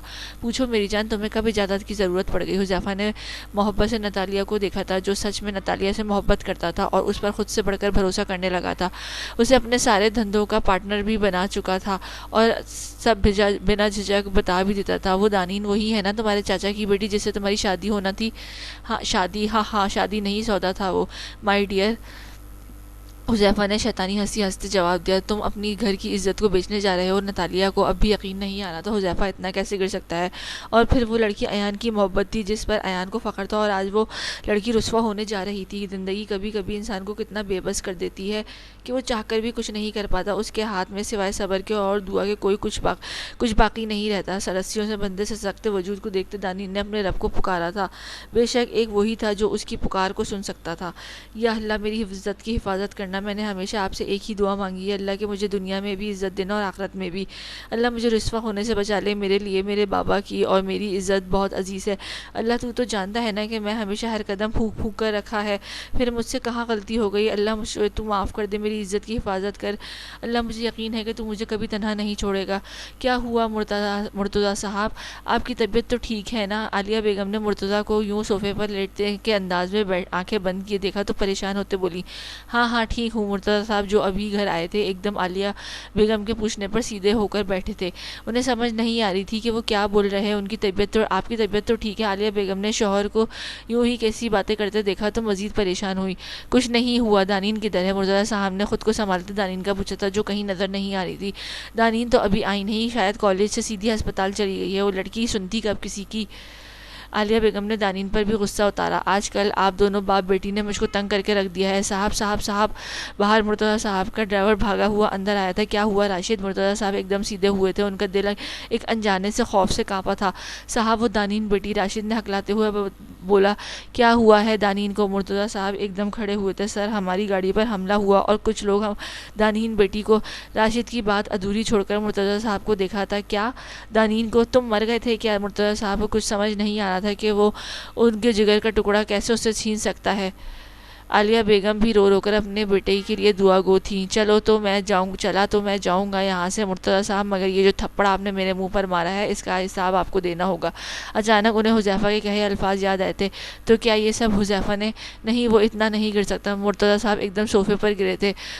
ان کے لیے صدمہ سہنا بہت مشکل تھا. مرتضیٰ سنبھالے خود کو. عالیہ بیگم آگے بڑھ کر شوہر کو سنبھالنا چاہتا. مرتضیٰ کیا ہوا ہے؟ تبھی اقبال صاحب اندر داخل ہوئے تھے اور آتے ہی بھائی کو پکارا تھا. ابھی انہوں نے نوکر سے پتہ چلا تھا کہ کسی نے دانین کو اغوا کر لیا ہے تو وہ فوراً سے پہلے بھائی کے پاس پہنچے تھے. سمینہ بیگم نے بھی عالیہ بیگم کو حوصلہ دیا تھا. میرے بھائی کون سا بھائی؟ مرتضیٰ صاحب ایک دم چلائے تھے. آج سے پہلے وہ کبھی اقبال صاحب کے سامنے اتنی اونچی آواز میں نہیں بولے تھے. آج وہ ان کے سامنے ان پر چلا رہے تھے. سب نے حیرت سے مرتضیٰ کو دیکھا تھا. کیا ہوا مرتضیٰ؟ تم؟ اقبال صاحب نے بھائی کو دیکھتے کہا تھا. کیسے وہ ان سے بدتمیزی سے مخاطب ہوا تھا. جی برا لگا. آج آپ کا بیٹا میرے آفس میں مجھے دھمکی دے کر گیا ہے اور اب اس نے میری بیٹی. کیا کہہ رہے ہیں بھائی صاحب آپ؟ ایک تو ہم آپ کے دکھ میں شریک ہونا ہے اور آپ ہمارے ہی بیٹے پر الزام لگا رہے ہیں. الزام؟ ذرا جا کر اپنے پیارے بیٹے سے پوچھے کیا اپنی گھر کی عزت سے کھیلتے شرم نہیں آئی اسے؟ بس بہت کر لی تم نے بدتمیزی، اب اور نہیں. اقبال صاحب بھی ایک دم سے دھاڑے تھے. اور میرے بیٹے کی کیا بات کرتے ہو؟ ایک عزت دار لڑکا ہے. اگر اپنی بیٹی کی فکر کرو. بہت شوق ہے نا لڑکوں کا کالج میں داخلہ دلوانے کا، تو اب اور نہیں. میری بیٹی کے بارے میں ایک لفظ بھی کہا تو میں بھول جاؤں گا کہ آپ میرے بڑے بھائی ہیں، اور جب سچ پتہ چلے گا تب آپ کو تو آپ سے پوچھوں گا. چلو سمینہ یہاں سے. اقبال صاحب کہتے ہیں وہیں سے چلے گئے تھے جبکہ مرتضیٰ صاحب نے پولیس کو کال ملائی تھی. ایان انگلینڈ چلا آیا تھا مگر یہاں آ کر بھی وہ دانین کی یادوں سے نہیں نکلا تھا. یادیں کب انسان کا پیچھا چھوڑتی ہیں تو ہمیشہ ساتھ نبھاتی ہیں. اس نے آتے خود کو مصروف کر لیا تھا. اس کے باپ کے ریسورسز سے اسے میڈیکل کالج میں ایڈمیشن مل گیا تھا. اب وہ دل لگا کر پڑھتا اور کچھ بننا چاہتا تھا. سارا دن کالج اور پھر آوارہ گردی کے بعد وہ رات گئے آتا تھا. مگر اب وہ تنہا رہنے سے ڈرنے لگا تھا. انسان ساری دنیا سے چھپ سکتا ہے مگر وہ کسی سے بھاگ نہیں سکتا. وہ خود اس کی اپنی ذات ہے. وہ ساری دنیا کو دھوکہ دے سکتا ہے، اگنور کر سکتا ہے، مگر جیسے ہی ایک سیکنڈ کے لیے بھی تنہا ہوتا ہے تو اس کی اپنی ذات اس کے سامنے کھڑی ہوتی ہے. ایان احمد اب تنہا رہنے سے ڈرنے لگا تھا. جو کسی سے نہیں ڈرتا تھا اب اپنی ذات سے ڈرنے لگا تھا. ایان نے سائڈ ٹیبل پر سلیپنگ پلز نکالی اور پانی کا گلاس لیتے اس کو نگل کر لائٹ بند کی اور سونے کے لیے لیٹ گیا. مگر نیند تھی کہ آنے کا نام نہیں لے رہی تھی. عجیب گھبراہٹ ہو رہی تھی. ایان کو جگ اٹھاتے پانی نکال کر پیا اور باہر ٹیرس پر آ گیا تھا۔ پتہ نہیں کیوں ایسا لگ رہا ہے کچھ برا ہونے جا رہا ہے۔ مگر کیا دانین تم ٹھیک ہو نا؟ ایان نے دل پر ہاتھ رکھتے پوچھا تھا، جہاں مکمل خاموشی تھی۔ ایان اپنی بے چینی کو سمجھنے سے قاصر تھا۔ یا اللہ میرے دل کی حفاظت کرنا، مجھے سکون عطا کر، بے شک تو ہی دلوں کو سکون عطا کرنے کی قدرت رکھتا ہے۔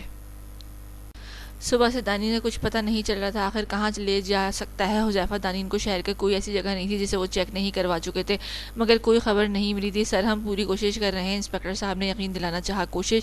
میری بیٹی صبح سے غائب ہے، رات ہونے والی ہے اور آپ اب بھی بول رہے ہیں کہ کوشش کر رہے ہیں؟ مجھے کوشش نہیں، میری بیٹی چاہیے۔ مرتضیٰ صاحب کی حالت بگڑ رہی تھی اور ان کی بیٹی کو آسانی سے اوجھل کر گیا تھا۔ اس وقت کوئی مرتضیٰ صاحب سے پوچھتا جسم سے جان نکلنا کیا ہوتی ہے، ساری عمر کی جمع پونجی اپنی متاع کو چھین جانے کا خوف کیا ہوتا ہے۔ ان کی ایسی حالت تھی کہ جیسے کوئی کمزور جانور اپنی آنکھوں کے سامنے اپنی اولاد کو کسی بھیڑیے کا شکار بنتے دیکھے مگر کر کچھ بھی نہیں پاتا۔ آج ان کی دولت، ان کا روب و دبدبہ کچھ بھی کام نہیں آ رہا تھا۔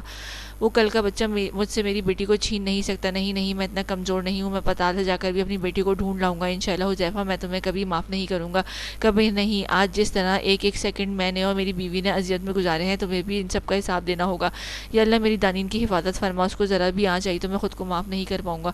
اے میرے پروردگار، میری بیٹی کی تو بہت معصوم ہے، پاک ہے میرے رب، اس کی معصومیت، اس کی پاکیزگی کی حفاظت فرما، مجھے معاف کر دے میرے اللہ، میری بیٹی کو کسی ایسی آزمائش میں مت ڈالنا اللہ۔ مرتضیٰ صاحب نے روتے ہوئے اللہ سے دعا کی تھی۔ عالیہ بیگم کی طبیعت بھی ہر گزرتے لمحے کے ساتھ بگڑتی جا رہی تھی۔ مرتضیٰ صاحب کو تو سمجھ نہیں آ رہا تھا بیوی کو سنبھالنے یا خود کو۔ یا اللہ ہمیں اس مشکل سے نجات عطا فرما، آمین۔ بس ہمیں رات کے 12 بجے یہاں سے نکلنا ہوگا اور صبح کی کرن نکلنے سے پہلے ہی ان سب لڑکیوں کو شوکت کے حوالے کرنا ہے اور اپنی پیمنٹ لے کر خود کو بھی کچھ عرصے کے لیے منظر سے غائب کرنا ہوگا۔ حذیفہ نے اپنے ساتھیوں کو ہدایت دیتے کہا۔ ہیلو میجر عروہ، کھڑکی سے باہر کے منظر سے دیکھتے کہا جہاں وہ سب درندے اپنی سازشوں کو جامع پہنانے کے لیے لائی عمل تیار کر رہے تھے۔ کال ملائی تھی جس نے اٹینڈ کرتے ہی وہ بولی تھی، آگے سے جواب ملتے ہی وہ مخاطب ہوئی تھی۔ آج رات 12 بجے ٹھیک یہ شخص یہاں موجود ہوگا جس کی تلاش میں ہم نے اپنی زندگی کے سب سے خوبصورت سال ضائع کیے۔ سامنے والے کے جواب کو پاتے وہ مسکرائی تھی، بس ایک بار وہ ہاتھ لگ جائے ان سب کو میں اپنے ہاتھوں سے جہنم واصل کروں گی، خاص کر اپنے اس عاشق کو جس نے اپنے گھر کی عزت تک کو نہیں بخشا۔ میجر ارسلان، ایک بات یاد رکھیے گا، جب آپ آئیں فوراً میڈیا ساتھ نہ ہو، مجھے کسی کو یہاں سے کسی کی بھی نظروں میں لائے بنا حفاظت سے یہاں سے نکالنا ہے۔ کون ہے وہ؟ ادھر ارسلان نے جب اب کی بار تجسس سے پوچھا تھا۔ کسی بہت خاص کا غرور ہے اور میں اسے کبھی ٹوٹنے نہیں دوں گی۔ اب وقت آیا ہے کہ میں اس کا بدلہ چکاؤں، جس کی بدولت میں آج زندہ ہوں، نہ صرف زندہ بلکہ باعزت زندگی گزاری ہوں۔ عروہ نے ماضی کی تلخی کو سوچتے بولا تھا۔ ٹھیک ہے، آپ بے فکر رہیں، ایسا ہی ہوگا، اور خیال رکھیے گا کچھ بھی غلط محسوس ہو فوراً ہمیں ہماری ٹیم کو انفارم کرنا ہے۔ ہماری ٹیم آپ کو مانیٹر کر رہی ہے، اللہ آپ کی محنت کو رنگ لائے، آمین میجر آمین۔ عروہ کے کہتے فون رکھ دیا تھا۔ وہ باہر موجود حذیفہ اور اس کے ساتھیوں کو دیکھنے لگی تھی۔ کتنا شفاق کیسے ہو سکتا ہے؟ سارا دن کی آوارہ گردی کرنے کے بعد رات بستر پہ گرتے ہی اسے نیند آ جانی چاہیے تھی، پر ایسا کبھی نہیں ہوا تھا کہ اس کی بڑی خواہش تھی وہ جب رات بستر پر لیٹے تو اسے جیسے کچھ بھی سوچنا نہ پڑے، کسی بھی سلیپنگ پلس کا سہارا نہیں لینا پڑے، مگر ایسا کبھی نہیں ہوا تھا۔ شاید میرے نصیب میں سکون لکھا ہی نہیں گیا، یا پھر میرے گناہ اتنے ہیں کہ اس کا بوجھ مجھے سکون لینے نہیں دیتا۔ اب وہ 5 وقت کا نماز پڑھتا تھا مگر سکون اب بھی لاحاصل تھا۔ مگر کیوں؟ اللہ ایان نے خود سے بھاگتے اپنے اللہ کے سامنے رکھا تھا، تو میں نماز بھی پڑھتا ہوں، انہوں نے بھی تو کہا تھا کہ نماز میں سکون ملے گا، مجھے کیوں نہیں ملتا؟ کیوں آج ایسا کیوں لگ رہا ہے جیسے کچھ غلط ہونے جا رہا ہے؟ میرا دل بے چین کیوں ہو رہا ہے، چین کیوں نہیں پاتا؟ ایان دعا مانگا کرو، دانین کی آواز نے ایک بار پھر اس کا پیچھا کیا تھا۔ وہ بھولتی کب تھی؟ اللہ دانین کہتی تھی میں دعا مانگوں تو، مگر مجھے دعا مانگنا نہیں آتا، میں کیسے تجھ سے مانگتا جب میں نے ہمیشہ تیری نافرمانی کی ہے، اور پھر جب مانگی بھی دعا تو اپنے مطلب کی مانگی۔ میں تیری محبت میں تیرے پاس نہیں آیا، میں تو دانین کی محبت میں تیرے پاس آیا ہوں، میں تجھ سے تیری خاص بندی کو مانگتا ہوں۔ کریم بابا کہتے ہیں کہ مجھے دانین اس لیے نہیں ملی کیونکہ میں نے اس سے مانگا جبکہ حق تھا کہ اللہ تجھ سے مانگتا۔ ایان احمد کیسے مانگے؟ اللہ میں تو اس قابل نہیں ہوں، مجھے اس کے قابل بنا دے اللہ، اللہ مجھے معاف کر دے میرے اللہ، بے شک تو بڑا کریم ہے۔ ایان سجدے میں خود کو گرایا، آج اللہ کے صحیح الفاظوں میں مخاطب کیا تھا۔ وہ جو ایک شرمندگی کا، ناراضگی کا پردہ دل پر پڑا تھا آج ہٹ گیا تھا۔ تو کیا اللہ نے ایان کو چن لیا تھا؟ اس کو ہدایت دی جا رہی تھی۔ یقیناً اس معصوم اور صاف دل انسان کی دعا سن لی گئی تھی، اور آسمان پر موجود فرشتوں نے بھی اس کے حق میں آمین بولا تھا۔ بند کمرے میں جہاں سوائے ایک لکڑی کی کرسی کے اور کچھ بھی نہیں تھا، وہاں موجود وہ اپنے رب سے فریاد میں مگن تھی۔ پیاس سے کپ کپاتے ہونٹ، خشک ہونٹ، سوجی ہوئی آنکھیں، اگر کوئی دیکھتا تو اس کا دل مٹھی میں آ جاتا، مگر یہاں موجود بھیڑیے اپنے سینے میں دل کہاں رکھتے تھے؟ حذیفہ وہ مر جائے گی۔ نتالیہ نے حذیفہ کو اندر آتے اس کو احساس دلانا چاہا تھا۔ کون؟ لاپرواہی سے پوچھا گیا۔ وہ جس کو تم نے اوپر کمرے میں قید کیا ہے۔ نتالیہ نے اوپر موجود کمرے کی جانب دیکھتے بولا، جہاں دانین کو رکھا گیا تھا۔ ایک بات تو بتاؤ نتالیہ، تجھے اتنی فکر کیوں ہو رہی ہے؟ جبکہ اصولاً تو تمہیں خوش ہونا چاہیے، آخر کو وہ تمہاری رقیب ہے۔ حذیفہ نے معنی خیز نظروں سے نتالیہ کو دیکھتے سوال کیا تھا۔ اس کی کیوں فکر ہوگی؟ میں تو اس لیے بول رہی ہوں کہ اگر وہ مرا گئی تو اس کی بدولت ملنے والا پیسہ ہاتھ سے نہ چلا جائے۔ اب دیکھو، صبح سے اس نے کچھ نہیں کھایا، نہ پانی کا ایک گھونٹ پیا ہے اپنے حلق سے نیچے، ایسے میں اگر وہ کسی کو کہاں پسند آئے گی اتنا؟ اس کی پیلی ہوتی رنگت کو دیکھو۔ نتالیہ نے بات سنبھالتے حذیفہ کو سمجھانا چاہا تھا۔ ارے واہ، بڑی سمجھدار ہو گئی ہے میری جان۔ حذیفہ نے پاس آ کے نتالیہ کے بالوں کو کان کے پیچھے کیا۔ تو میں اس کو کچھ کھلا دوں؟ نتالیہ نے اس کے وجود سے اٹھتی بدبو کو برداشت کرتے خود کو نارمل رکھتے کہا۔ میں بھیجتا کسی کو، وہ کہتے صوفے پہ جا بیٹھا تھا۔ ویسے اس کے علاوہ کتنی لڑکیاں ہیں ہمارے پاس؟ نتالیہ نے کچھ سوچتے ہوئے پوچھا۔ 10 اور ہیں۔ حذیفہ نے شیطانی ہنسی ہنستے جواب دیا۔ وہ کہاں ہے؟ میرا مطلب ہے یہاں تو ایک ہی ہے۔ نتالیہ نے ساتھ بیٹھتے پوچھا۔ نیچے گودام میں ہے۔ ویسے تم کیوں پوچھ رہی ہو؟ حذیفہ نے نتالیہ کو غور سے دیکھتے پوچھا۔ اسے یوں نتالیہ کا کریدنا عجیب لگ رہا تھا، مگر وہ اس سے اندھی محبت کرتا تھا، اس سے خود سے زیادہ اعتبار کرنے لگا تھا۔ پچھلے 1 سال سے اس کے ساتھ تھی، پھر اس کے ہر کام میں اس کی حمایتی رہی تھی۔ نہیں میں کیا سوچ رہا ہوں؟ اس نے اپنی سوچ کی خود ہی نفی کی تھی۔ تو پھر ہم ان کو لے کے کیوں جا رہے ہیں؟ میرا مطلب چاروں طرف خطرہ ہے، جب سب لڑکیاں یہاں ہیں تو یہیں سے کیوں نہیں؟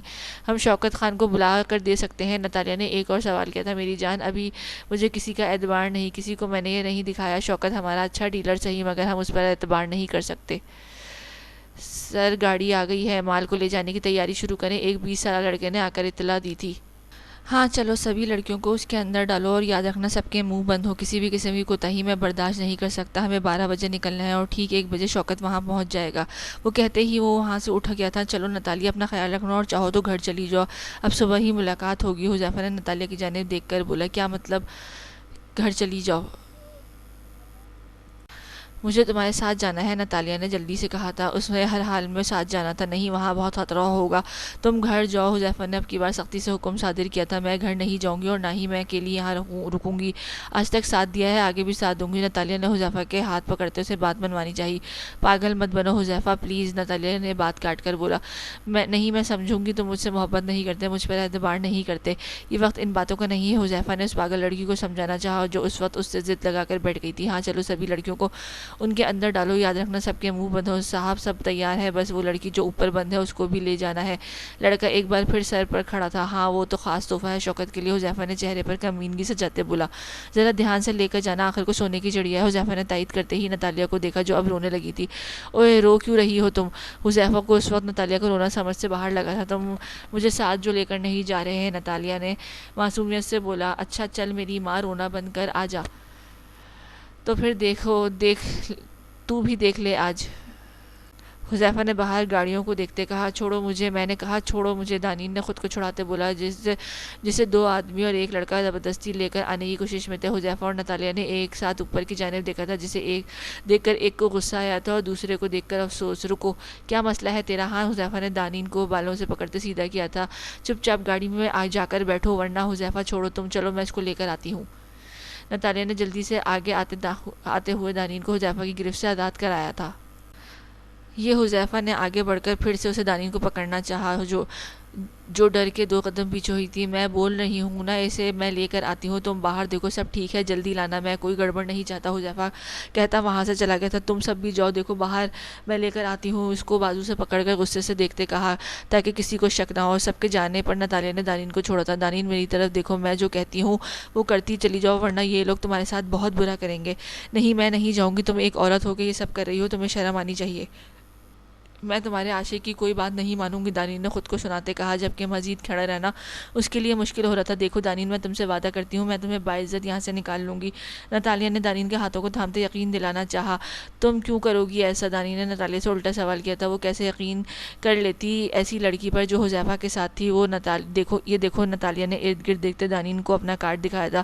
دانین کو یقین دلانے کا بس یہی ایک حل تھا، سمجھ نہیں سکتی تھی سمجھا نہیں سکتی تھی، میرا اعتبار کرو، میں تمہیں کچھ نہیں ہونے دوں گی، میری ٹیم آگے ریڈی ہے، حذیفہ اور اس کے ساتھیوں کو پکڑنے کے لیے ہمیں ایک شخص تک پہنچنا ہے جو ان سے یہ سب کام کرواتا ہے، لڑکیاں خریدتا ہے، تبھی ہمیں وہاں تک کا انتظار کرنا پڑا۔ مگر اب مزید نہیں، دانین نے ناتالیہ کی باتوں پر یقین کر لیا تھا، شاید اس کے پاس اور کوئی حل بھی نہیں تھا۔ یا اللہ میری مدد فرما، دانین آسمان کی جانب دیکھتے ہوئے کہا، اور ناتالیہ کے ساتھ چلتی باہر آ گئی تھی۔ معاف کرنا، ان کے سامنے تھوڑا سختی سے پیش آؤں گی ورنہ ان کو شک ہو جائے گا۔ دانین نے بس سر ہلا کر ساتھ دیا تھا، چل اب بیٹھ یہاں۔ باہر آتے ہی ناتالیہ نے بازو سے پکڑ کر دانین کو گاڑی میں بٹھایا تھا۔ اسے یہاں کیوں بٹھا رہی ہو؟ کار کی پچھلی سیٹ پر اس کو بٹھاتی حذیفہ نے ناتالیہ کو دیکھتے کہا، ہم یہ غلطی نہیں کر سکتے، یہ لڑکی تیز ہے، اسے ہمیں اپنی نگرانی میں گاڑی میں رکھنا ہوگا۔ ناتالیہ نے حذیفہ کو یقین دلاتے کہا، تم صحیح کہہ رہی ہو، ہمیں اسے اپنی نگرانی میں ہی رکھنا ہوگا، ابھی تک اس کا غرور ٹوٹا نہیں ہے۔ حذیفہ نفرت سے دیکھتے بولا، ویسے میری جان مان گئے جیسے تم اس چڑیا کو سنبھال کر باہر لائی ہو نا، ورنہ وہ تینوں گدھوں سے تو کنٹرول میں نہیں آ رہی تھی، پھر مان گئے ہو نا؟ ناتالیہ نے ایک ادا سے کہا، چلو چلتے ہیں، وقت کم ہے۔ وہ کہتے آگے گاڑی میں بیٹھتے چلے گئے۔ آؤ آؤ حذیفہ مائی ڈیئر۔ وہاں پہنچتے ہی ایک 50 سال کے آدمی نے ان کا استقبال کیا تھا۔ دیر لگا دی آنے میں؟ اس کے ساتھ چلتے حذیفہ سے پوچھا، ایسے کاموں میں وقت لگ ہی جاتا ہے میرے دوست، حذیفہ نے بھی جواب دیا، جبکہ پچھلی سیٹ میں بیٹھی دانین نے اپنی عزت کی حفاظت کے لیے اللہ سے دعا کرتی اور ناتالیہ پر اعتبار کر کے آ تو چکی تھی، مگر اندر سے وہ بہت خوف زدہ تھی۔ اللہ میجر ارسلان بس پہنچ جائیں۔ اور عروہ، ناتالیہ نے جلدی سے دعا کی تھی، ڈر تو اندر سے وہ بھی رہی تھی۔ چاروں طرف اسلحہ پکڑے گارڈز کھڑے تھے۔ شوکت بہت ہی چالاک اور ہوشیار قسم کا منجا ہوا کھلاڑی تھا، جس طرح اس نے اپنی سیکیورٹی کر رکھی تھی، اس سے اندازہ ہو رہا تھا وہ کتنا ہی چالاک ہو، مگر اندر سے ایک ڈرپوک مرد تھا، نامرد کہیں کا، اس نے نفرت سے سوچا تھا۔ حذیفہ اور شوکت اب آمنے سامنے بیٹھے ڈیل کر رہے تھے۔ شوکت کے آدمی لائے جانے والی لڑکیوں کو ہال نما ایک کھنڈر میں ایک جگہ بٹھا کر چیک کر رہے تھے۔ اس وقت دل کیا ان سب کو شوٹ کر دے، مگر اسے میجر ارسلان کا انتظار تھا، اس کی اجازت کے بغیر وہ کچھ نہیں کر سکتی۔ تبھی ایک آدمی دانین کو وہاں لایا تھا۔ دانین نے اپنی چادر سے خود کو اچھے سے ڈھانپ رکھا تھا، آج بھی اسے اپنی عزت کی پرواہ تھی۔ یہ کون ہے؟ یہ آپ کے لیے خاص تحفہ ہے شوکت بھائی، حذیفہ نے دانین کو دیکھتے کہا تھا۔ اس کا چہرہ تو نظر نہیں آ رہا، اس کو تو دکھا مجھے، شوکت نے تجسس سے دیکھتے بولا۔ دانین نے پیچھے سنتے خود کو پیچھے کیا تھا، تبھی باہر سے فائرنگ کی آواز پر سب نے چونک کر دیکھا۔ یہ کس نے کی؟ سب ایک دم کو باہر کی جانب بھاگے تھے۔ دیکھو کس کی حرکت ہے یہ، شوکت نے کہتے باہر اپنے آدمیوں کو بھیجا، اور آپ کو چاروں طرف سے گھیر لیا گیا ہے، بچ کر نکلنا ناممکن ہے، اس لیے اپنی گرفتاری خود دے دو۔ یہ سب شوکت کے ایک آدمی حذیفہ پر دھاڑا تھا۔ شوکت ایک دم حذیفہ پر دھاڑا تھا، میں تجھے چھوڑوں گا نہیں، میں نے نہیں کیا کچھ بھی۔ حذیفہ بے یقینی کے عالم میں دیکھتے کہا، وہ تو بہت احتیاط سے یہاں آئے تھے، تو پھر کس نے کیا یہ سب؟ مجھے نہیں پتا۔ تبھی شوکت نے آگے بڑھتے دانین کو تھاما، جس کو عروہ کے سامنے آتے ہی ناکام بنا دیا تھا۔ کون ہو تم؟ شوکت نے ایک دم غصے سے بولا، لڑکی کو میرے حوالے کر دو۔ نہیں، حوالے تو تم کرو گے، وہ بھی خود کو۔ میجر ارسلان ناتالیہ کے باہر سے آتے میجر کی جانب دیکھتے بولا، تم؟ حذیفہ ایک دم پاس آیا تھا، ایک قدم بھی آگے مت بڑھانا حذیفہ، ورنہ میرے ہاتھوں میں پکڑی گن کی 6 گولیاں تمہارے وجود کو چھلنی کر گزریں گی۔ تبھی شوکت نے آگے بڑھ کر گن پکڑنی چاہی، جسے عروہ نے بڑی تیزی سے بچاتے شوکت کی ٹانگ پر گراتے گن کا رخ اب اس کی جانب کیا تھا۔ اپنے بندوں سے کہہ دو گن نیچے کر لیں، ورنہ، جس پر شوکت نے جلدی سے اشارہ کر کے سب کو گن رکھنے کا کہا۔ اس دوران حذیفہ ایک صدمے کی کیفیت میں کھڑا اس لڑکی کو دیکھ رہا تھا جو پچھلے 1 سال سے اس کے ساتھ تھی۔ ناتالیہ، تم؟ میجر عروہ ارسلان نام ہے میرا، کہہ کر حذیفہ کی بات کاٹ کر عروہ نے اس پر ایک اور بم پھوڑا تھا۔ تم نے مجھے دھوکہ دیا، میں تمہیں جان سے مار دوں گا۔ حذیفہ تیزی سے آگے بڑھا تھا، اس سے پہلے کہ وہ اس پر حملہ کرتا میجر ارسلان کی گن اس کی ٹانگ کو اپنا نشانہ باندھا تھا۔ حذیفہ وہیں گرتا زمین پر ہوا تھا۔ سب لڑکیوں کو آزاد کرا لیا گیا تھا، حذیفہ اور شوکت کو ہتھ کڑی پہنا دی گئی تھی۔ میجر عروہ اب فوراً دانین کو لے کر یہاں سے نکلیں، کچھ ہی دیر میں یہاں میڈیا آنے والے آتے ہوں گے، ان کا اصل چہرہ عوام کو دکھانا ضروری ہے تاکہ پھر کوئی لڑکی ان جیسوں کے جال میں نہ پھنسے۔ دانین نے بند ہوتی آنکھوں سے یہ منظر دیکھا تھا، وہ دانین کی جانب بڑی تھی، مگر پاس پہنچنے تک وہ بے ہوش ہو گئی تھی۔ میرے خیال سے آپ انہیں اسپتال لے جائیں۔ میجر ارسلان نے دانین کی حالت دیکھتے کہا، نہیں، وہاں لے جانا ٹھیک نہیں ہوگا، میں اسے گھر لے جاؤں گی۔ اوکے، جیسا آپ مناسب سمجھے، گھر لے جاؤ، مگر اس کی فیملی کو اطلاع کر دیں، بیچارے پریشان ہوں گے۔ میجر ارسلان نے جاتے جاتے تاکید کی تھی۔ وہ دانین کو وہاں سے لے آئے تھے، اور آنے کے بعد اس نے حذیفہ کے نمبر سے مرتضیٰ صاحب کے نمبر پہ کال ملائی تھی اور ان کو اطلاع کر دی تھی، یہاں آنے کو کہا تھا کہ دانین ابھی بھی بے ہوش تھی۔ عروہ نے دانین کو غور سے دیکھا، واقعی وہ چاہے جانے کے قابل تھی۔ اللہ تیرا شکر ہے، میں ایان کی محبت کا مان ٹوٹنے نہیں دیا۔ کتنی بار وہ ایان کا نمبر ملا چکی تھی، مگر وہ مسلسل بند تھا۔ تبھی گاڑی کا ہارن بجا تھا۔ عروہ نے کمرے کی کھڑکی کے باہر کھلتے لان میں دیکھا جہاں مرتضیٰ صاحب گاڑی اب اندر داخل ہو رہی تھی۔ عالیہ بیگم آتے بیٹی سے لپک گئی تھیں۔ مرتضیٰ صاحب نے دانین کو دیکھا تو ان کا دل کانپ کر رہ گیا تھا۔ کیا حال کر دیا تھا اس ظالم شخص نے ان کی بیٹی کا، جس کے ساتھ میں وہ ساری عمر کے لیے تھامنے چلے تھے۔ شکریہ بیٹیا، تم نے میری بیٹی کی عزت اور جان بچائی۔ مرتضیٰ صاحب نے عروہ کے دل سے شکریہ ادا کیا تھا۔ ان کے پاس الفاظ نہیں تھے، وہ کیسے ان کا شکر بجا لائیں۔ انکل شکریہ میرا نہیں، اس رب کا ادا کریں، میں تو بس ذریعہ بنی ہوں۔ عروہ کے لہجے میں عاجزی تھی۔ دیکھیں انکل، آپ کی بیٹی بہت ہی نیک اور صالح ہے۔ جو لڑکی اپنے اللہ کے لیے پردہ کرتی ہے، اس کے حقوق کی تکمیل کے لیے کسی قسم کا سمجھوتا نہیں کرتی، تو پھر وہ اللہ کیسے اسے رسوا ہونے دیتا؟ بے شک وہی عزت اور ذلت دینے کا اختیار رکھتا ہے، تو ہم تو کچھ بھی نہیں۔ ماما بابا، دانین کو ہوش آ رہا تھا، اس نے اپنی ماما بابا کو پکارا تھا۔ دانین میری جان، آنکھیں کھولو، دیکھو میں آپ کی ماما۔ عالیہ بیگم نے بیٹی کو گلے سے لگایا تھا۔ مرتضیٰ صاحب صوفے پر اٹھ کر بیٹی کی جانب آئے تھے۔ آنٹی سنبھالیں خود کو، عروہ نے عالیہ بیگم کو تسلی دی تھی، جو خود دانین کو پکار رہی تھی۔ دانین نے آنکھیں کھولتے ماں کو دیکھا تو لپک کر رونے لگی، جس پر مرتضیٰ صاحب تڑپ کر پاس آئے تھے اور بیٹی کے سر پر ہاتھ رکھا تھا۔ مجھے معاف کرنا میری بیٹی، میں تیری حفاظت نہیں کر سکا۔ نہیں بابا نہیں، دانین نے باپ کے کہنے پر تڑپ کر خود کو ان سے لگایا تھا اور چھوٹے بچوں کی طرح رو دی تھی۔ بس اور نہیں، بہت رو لیا۔ انہوں نے اپنے آنسو صاف کرتے سب کی توجہ ہٹانی چاہی۔ کھانا تیار ہے، سب کھانا کھا لیں۔ نہیں بیٹی، عالیہ بیگم نے کچھ کہنا چاہا، جس سے عروہ نے آگے بڑھ کر ہاتھ پکڑتے کچھ بھی کہنے سے روک دیا۔ بیٹی بھی کہتی ہیں اور تکلف بھی کرتی ہیں، چلیں آئیں کھانا کھاتے ہیں، سدا خوش رہو آباد رہو۔ عالیہ بیگم نے عروہ کے سر پر بوسہ دیتے دل سے دعا دی تھی۔ نہیں کاٹوں گا، نہیں کاٹوں گا بس۔ موہت نے غصے میں پاس پڑے صوفے سے کشن اٹھا کر پھینکتے۔ آج موہت کے 5 سال کا ہو گیا تھا۔ ایان نے اس کے لیے ایک چھوٹی سی پارٹی رکھی تھی، مگر وہ ضد لیے بیٹھا تھا کہ جب تک دانین آنٹی نہیں آئیں گی میں کیک نہیں کاٹوں گا۔ ایان نے بے بسی سے اپنے ضدی بیٹے کو دیکھا تھا۔ ایان کے لاکھ دور رکھنے پر بھی وہ دانین سے اتنا ہی قریب ہوتا چلا گیا تھا۔ ایان نہیں چاہتا تھا دانین یہ سمجھے کہ وہ اپنے بیٹے کو جان بوجھ کر اسے قریب کر رہا ہے، مگر بیٹا اسے کنٹرول میں ہی کب تھا۔ بیٹا ضد نہیں کرتے، باہر آؤ، وہ سب تمہارا ویٹ کر رہے ہیں، دیکھو کتنا سب پیارے پیارے گفٹ لے کر آئے ہیں۔ مجھے نہیں چاہیے گفٹ، مجھے دانین آنٹی چاہیے بس۔ موہت نے روتے ہوئے بولا تھا۔ بس بہت ہو گیا، بولا نا وہ نہیں آ سکتی، پھر کیوں ضد کر رہے ہو؟ ایان آج کے دن موہت کو ڈانٹنا نہیں چاہتا تھا، مگر مسلسل ضد پر غصے میں آتے ڈانٹ رہا تھا۔ اب کیوں نہیں آ سکتی؟ آپ گندے بابا ہو، میں آپ سے بات نہیں کرتا ویسے۔ وہ وہیں صوفے پر منہ چھپا کر رونے لگا تھا۔ ایان کو سمجھ نہیں آ رہا تھا وہ کیا کرے۔ وہ اچھے سے جانتا تھا وہ کبھی نہیں آئے گی، مگر اس معصوم کو کون سمجھائے۔ اچھا ٹھیک ہے، میں کال کرتا ہوں، ان کو کہنا موہت بلا رہا ہے، آ جاؤ۔ ایان نے پاس ہی صوفے پر بیٹھتے ہار مانتے بولا۔ سچی؟ وہیں سے ایان کی طرف دیکھتے چیخ کر بولا۔ سچ؟ ایان نے بیٹے کے چہرے کو چمک دیکھ اس کی آنکھوں میں دانین کے لیے محبت دیکھی تو گھبرا گیا۔ اسے اندازہ تک نہیں تھا کہ اس نے کچھ دن کی لاپرواہی میں وہ دانین کے اتنا قریب آ گیا تھا۔ چلیں اب باہر۔ ایان موہت کو پیار کرتے بولا۔ پہلے کال تو کر لیں بابا، موہت کی سوئی ابھی تک وہیں اٹکی ہوئی تھی، میں کر لوں گا، پہلے آپ باہر جا کر سب سے ملو۔ ایان نے کھڑے ہوتے کہا۔ نہیں آپ پہلے کال کرو، ابھی میرے سامنے، ایسے بولا جیسے اسے ڈر ہو کہ ایان بعد میں کال نہیں کرے گا۔ نہیں پہلے کال۔ اوکے۔ ایان نے ہار مانتے فون کان نکال کر کال ملائی۔ کال اٹینڈ ہوتے ہی ایان نے فون موہت کی طرف بڑھایا تھا۔ لو کر لو خود ہی بات۔ السلام علیکم۔ فون پکڑتے ہی موہت نے چہک کر سلام کیا تھا۔ وعلیکم السلام موہت، کیسے ہو بیٹا؟ اس وقت کال کی دانین نے رات کے 11:30 بجے گھڑی کو دیکھتے پوچھا تھا۔ سچ میں پریشان ہوئی تھی؟ آپ آئیں کیوں نہیں؟ موہت نے بنا کچھ کہے اپنی بات کرتے کہا۔ دانین نے حیران ہوتے پوچھا۔ کیا مطلب؟ کہاں میرے گھر میں برتھ ڈے پارٹی؟ میری happy birthday to you ہے، آپ آئیں ہی نہیں؟ موہت نے گلہ کیا تھا۔ Oh happy birthday Mohit, Daneen نے وش کیا تھا۔ وش نہیں چاہیے مجھے، موہت نے جواب میں غصے میں بولا تھا۔ پھر دانین نے حیرت سے فون کو دیکھا۔ یہ موہت بھی؟ آپ ابھی اسی وقت میرے پاس آؤ، موہت نے مدعے پہ آتے بولا۔ اس وقت دانین نے ٹائم دیکھتے پوچھا۔ جی بابا، کیک لائے ہیں اور میں آپ کے ساتھ مل کر کاٹوں گا۔ نہیں بیٹا سوری، میں نہیں آ سکوں گی، دانین نے ایکسکیوز کرتے کہا۔ اگر آپ نہیں آئیں تو میں کیک نہیں کاٹوں گا، بس آپ کو آنا ہوگا میرے لیے، موہت نے اپنا حق جتاتے بولا۔ دانین کی سمجھ نہیں آیا وہ کیا بولے، کیسے اس کو انکار کرے۔ اسپتال کی بات اور تھی، مگر اس وقت رات کے اس پہر وہ کیسے ایان کے گھر جا سکتی تھی؟ پھر اس نے خود محسوس کیا تھا ایان کیسے موہت کو سے قریب ہونا پسند نہیں کرتا۔ ہیلو ہیلو موہت پکار رہا تھا، مگر دانین نے بنا کچھ کہے کال منسوخ کر دی تھی۔ مجھے معاف کرنا۔ موہت نے اپنی ضد پوری کی تھی، وہ ایک بار بھی کمرے سے باہر نہیں نکلا تھا، نہ ہی اس نے کیک کاٹا تھا، جس پر ایان نے مزید مضطرب کا شکار کیا تھا۔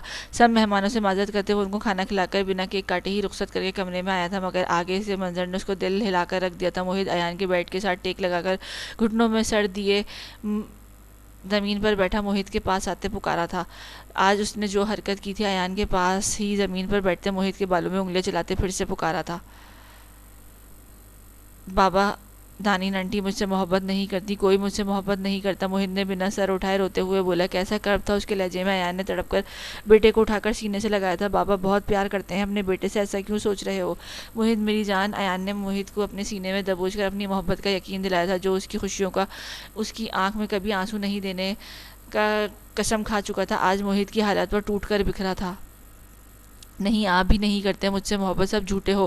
موہد غصے میں خود کو چھڑاتے بولا۔ موہد میری جان آپ کو ایسا کیوں لگتا ہے؟ ایان نے بیٹے کی بے رخی کو دیکھتے پوچھا۔ اس کا موہد اس سے اس قدر ناراض ہو گیا تھا، آپ دانین آنٹی کو کیوں نہیں لے کر آئے؟ کیوں نہیں ان سے بولے کہ موہد آپ کے بغیر کیک نہیں کاٹے گا؟ کیوں نہیں آئی وہ، جبکہ وہ کہتی ہیں کہ وہی موہب آپ مجھے بہت پیارے لگتے ہو؟ سب جھوٹے ہیں، وہ اپنے باپ سے روتے ہوئے شکوہ کیا تھا، اور ایان ایک بار پھر خود کو بے بس پایا تھا۔ میری جان وہ مصروف ہوں گی اس لیے نہیں آ سکی، صبح اسپتال میں مل لینا۔ نہیں نہیں ابھی بلایا موہد، دیکھو اس وقت وہ ایسے کیسے آ سکتی ہیں، رات کافی ہو گئی ہے نا، ہم صبح مل لیں گے ان سے پکا۔ ایان نے سمجھاتے موہد کے آنسو صاف کیے تھے۔ بابا وہ آ جائیں گی نا؟ موہد اب بھی ان کے انتظار میں تھا، ضرور آئیں گی۔ ایان نے موہد کو یقین دلاتے اٹھایا اور بیڈ پہ لے آیا۔ چلو کھانا کھاتے ہیں، آپ کے بابا نے بھی کھانا نہیں کھایا۔ ایان نے سکینہ بی کو بلا کر کھانا لانے کو بولا تھا۔ مجھے نہیں کھانا، وہ اپنے بیڈ پر لیٹتے منہ پھیر گیا تھا۔ دیکھو موہد آپ اپنے بابا کو پریشان کر رہے ہو، یہ اچھی بات نہیں ہے، ایان نے اسے اپنی طرف کھینچتے بولا تھا۔ چلو شاباش، ورنہ بابا بھی بھوکے سوئیں گے۔ موہد کو سلا کر وہ باہر لان میں چلا آیا تھا، جہاں ہر طرف سناٹا چھایا ہوا تھا اور خاموش ایان کو اپنی کیفیت محسوس ہوا تھا۔ اس کا دل بھی بہت اداس تھا آج کے واقعے نے، اوپر سے موہد کی اس جنونی کیفیت نے ایان کو مزید پریشان کیا تھا۔ دانین آپ نے اچھا نہیں کیا، چلو مانا میں بہت برا تھا، مگر موہد وہ تو معصوم تھا، اس کے دل توڑتے آپ کی روح نہیں کانپی؟ کیوں دانین کیوں؟ ایان نے دیوار پر ہاتھ مارتے خود کو نارمل کرنا چاہا تھا۔ وہ وہیں لان میں پڑی چیئر پر بیٹھ گیا تھا۔ وہ دن بھر آوارہ گردی کرتے لوٹا تھا، جب اسے یاد آیا تھا کہ اسے پروفیسر کاظمی کو میل کرنا تھی۔ وہ لیپ ٹاپ اٹھائے بیڈ پر نیم دراز ہوا تھا، جیسے ہی میل باکس اوپن کیا اوپر ہی ایک میل نظر آئی، نتالیہ کی میل تھی۔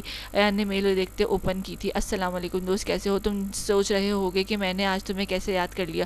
دراصل آج مجھے تمہیں ایک ضروری ذمہ داری سونپنی تھی۔ جب تک تم یہ میل پڑھو گے میں اس دنیا سے رخصت ہو کر میجر ارسلان کے پاس جا چکی ہوں گی۔ اس وطن پر ہم دونوں میاں بیوی نے خود کو قربان کرنے میں کوتاہی نہیں کی، مگر ایان ہم اپنی نشانی، اپنی اولاد کو اس دنیا میں چھوڑ کر جا رہے ہیں۔ ایان مرنے سے پہلے میں اسے تمہیں سونپنا چاہتی ہوں، کیونکہ میں جانتی ہوں جو پیار اسے چاہیے وہ تم ہی دے سکتے ہو۔ تم جانتے ہو وہ درد، اس دنیا میں ماں باپ کی محبت، ان کی توجہ کے ساتھ کے بغیر جینے کا یقیناً تم کبھی نہیں چاہو گے۔ ایک اور ایان تیار ہو، پھر تمہارے پاس اور کچھ نہ صحیح تمہارے باپ کا نام اور گھر تو تھا، میرے بیٹے کے پاس تو وہ بھی نہیں ہے۔ اس دنیا میں کیسے جیے گا؟ اس لیے میں چاہتی ہوں کہ تم اس کو اپنا لو، میرے لیے اس سے بڑھ کر اور کوئی خوشی نہیں ہوگی کہ اسے تم جیسا شخص کا نام ملے، اس کی محبت ملے، جو اس کے ادھورے پن کو اپنے ادھورے پن سے پورا کرو گے نا دوست؟ ایان کو لگا جیسے اس سے آگے پڑھا نہیں جائے گا، اس کے پورے وجود میں کپکپی طاری ہو گئی تھی۔ وہ اور بھی بہت کچھ لکھا تھا، مگر ایان کی نظر ساتھ میں بھیجی گئی تصویر پہ اٹک گئی تھی۔ شاید تصویر پہلے دن کے بچے کی تھی، اس میں ایک سرخ و سفید ملائم سا بچہ ایک کپڑے میں لپٹا پڑا تھا، وہ بہت ہی خوبصورت تھا۔ ایان نے تصویر کو زوم کر کے دیکھا، جو کہ اس کے دل میں گھر کر گیا تھا۔ اگلی صبح ہی ایان پاکستان کے لیے روانہ ہوا تھا، وہ جو کبھی نہ لوٹ آنے کا سوچ کر گیا تھا، 1 سال بعد لوٹ آیا تھا اور ایئرپورٹ سے سیدھا نتالیہ کے دیے ایڈریس پر اپنی امانت لینے پہنچا تھا۔ یہ ایک چھوٹا سا گاؤں تھا، یہاں کے لوگ اب بھی بہت سادہ تھے، اس لیے جیسے بھی ابھی بھی یہ لوگ گاؤں باقی دنیا سے بہت پیچھے چل رہے تھے۔ ایک آدمی سے پتہ پوچھتا ایان اپنی منزل پر پہنچا تھا۔ یہ ایک چھوٹا سا گاؤں، چھوٹا سا مٹی گارے کا گھر بنا تھا۔ ایان نے آگے بڑھ کر لکڑی کے دروازے پر نوک کیا تھا، تبھی دروازے پر سے ایک بوڑھی عورت نکلی تھی۔ کون ہو بیٹا؟ بوڑھی عورت نے اپنی آنکھوں کو چھوٹا کرتے ایان سے پوچھا تھا۔ میں ایان۔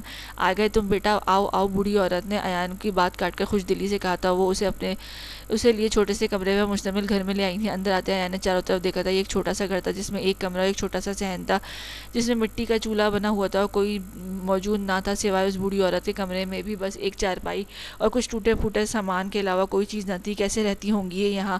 وہ اپنی سوچوں میں گم تھا جب وہ عورت گود میں ایک بچہ اٹھا اس کے پاس آئی تھی۔ یہ لو بیٹا اپنی امانت، کہتے وہ بچہ ایان کی طرف بڑھایا تھا۔ ایان نے کپڑے میں لپٹے اس چھوٹے سے وجود کو دیکھا تھا، اس کو تھامتے ہی سینے سے لگاتا رو دیا تھا۔ کیسی قسمت پائی تھی اس نے، جس کو اس دنیا میں آنے سے پہلے ہی باپ چلا گیا تھا اور دنیا میں لاتے ہی ماں بھی چل بسی تھی۔ میں ایان احمد تمہیں دنیا کی ہر خوشی دوں گا، ہر وہ خوشی جس کے لیے میں خود بھی ترسا ہوں۔ میں ایک اور ایان پیدا نہیں ہونے دوں گا۔ تم آج سے میرے بیٹے ہو، میرے موہد، میری محبت، توجہ سب تمہارے لیے۔ ایان موہد کے ماتھے پر بوسہ دیتے خود سے اور نتالیہ سے عہد کیا تھا کہ وہ اللہ کو حاضر اور ناظر جان کر یہ ذمہ داری کو دل سے قبول کیا تھا۔ صاحب صاحب صاحب، ایک دم سے سکینہ بی کی آواز پر چونک کر حال میں لوٹا تھا۔ کیا ہوا؟ سکینہ بی موہت کو کے پاس سلا کر آیا تھا، اسے دیکھتے اس لیے پریشان ہوا تھا وہ موہت بیٹے کو بہت تیز بخار ہو گیا ہے، وہ نیند میں بھی دانین آنٹی اور آپ کا نام لے رہے ہیں۔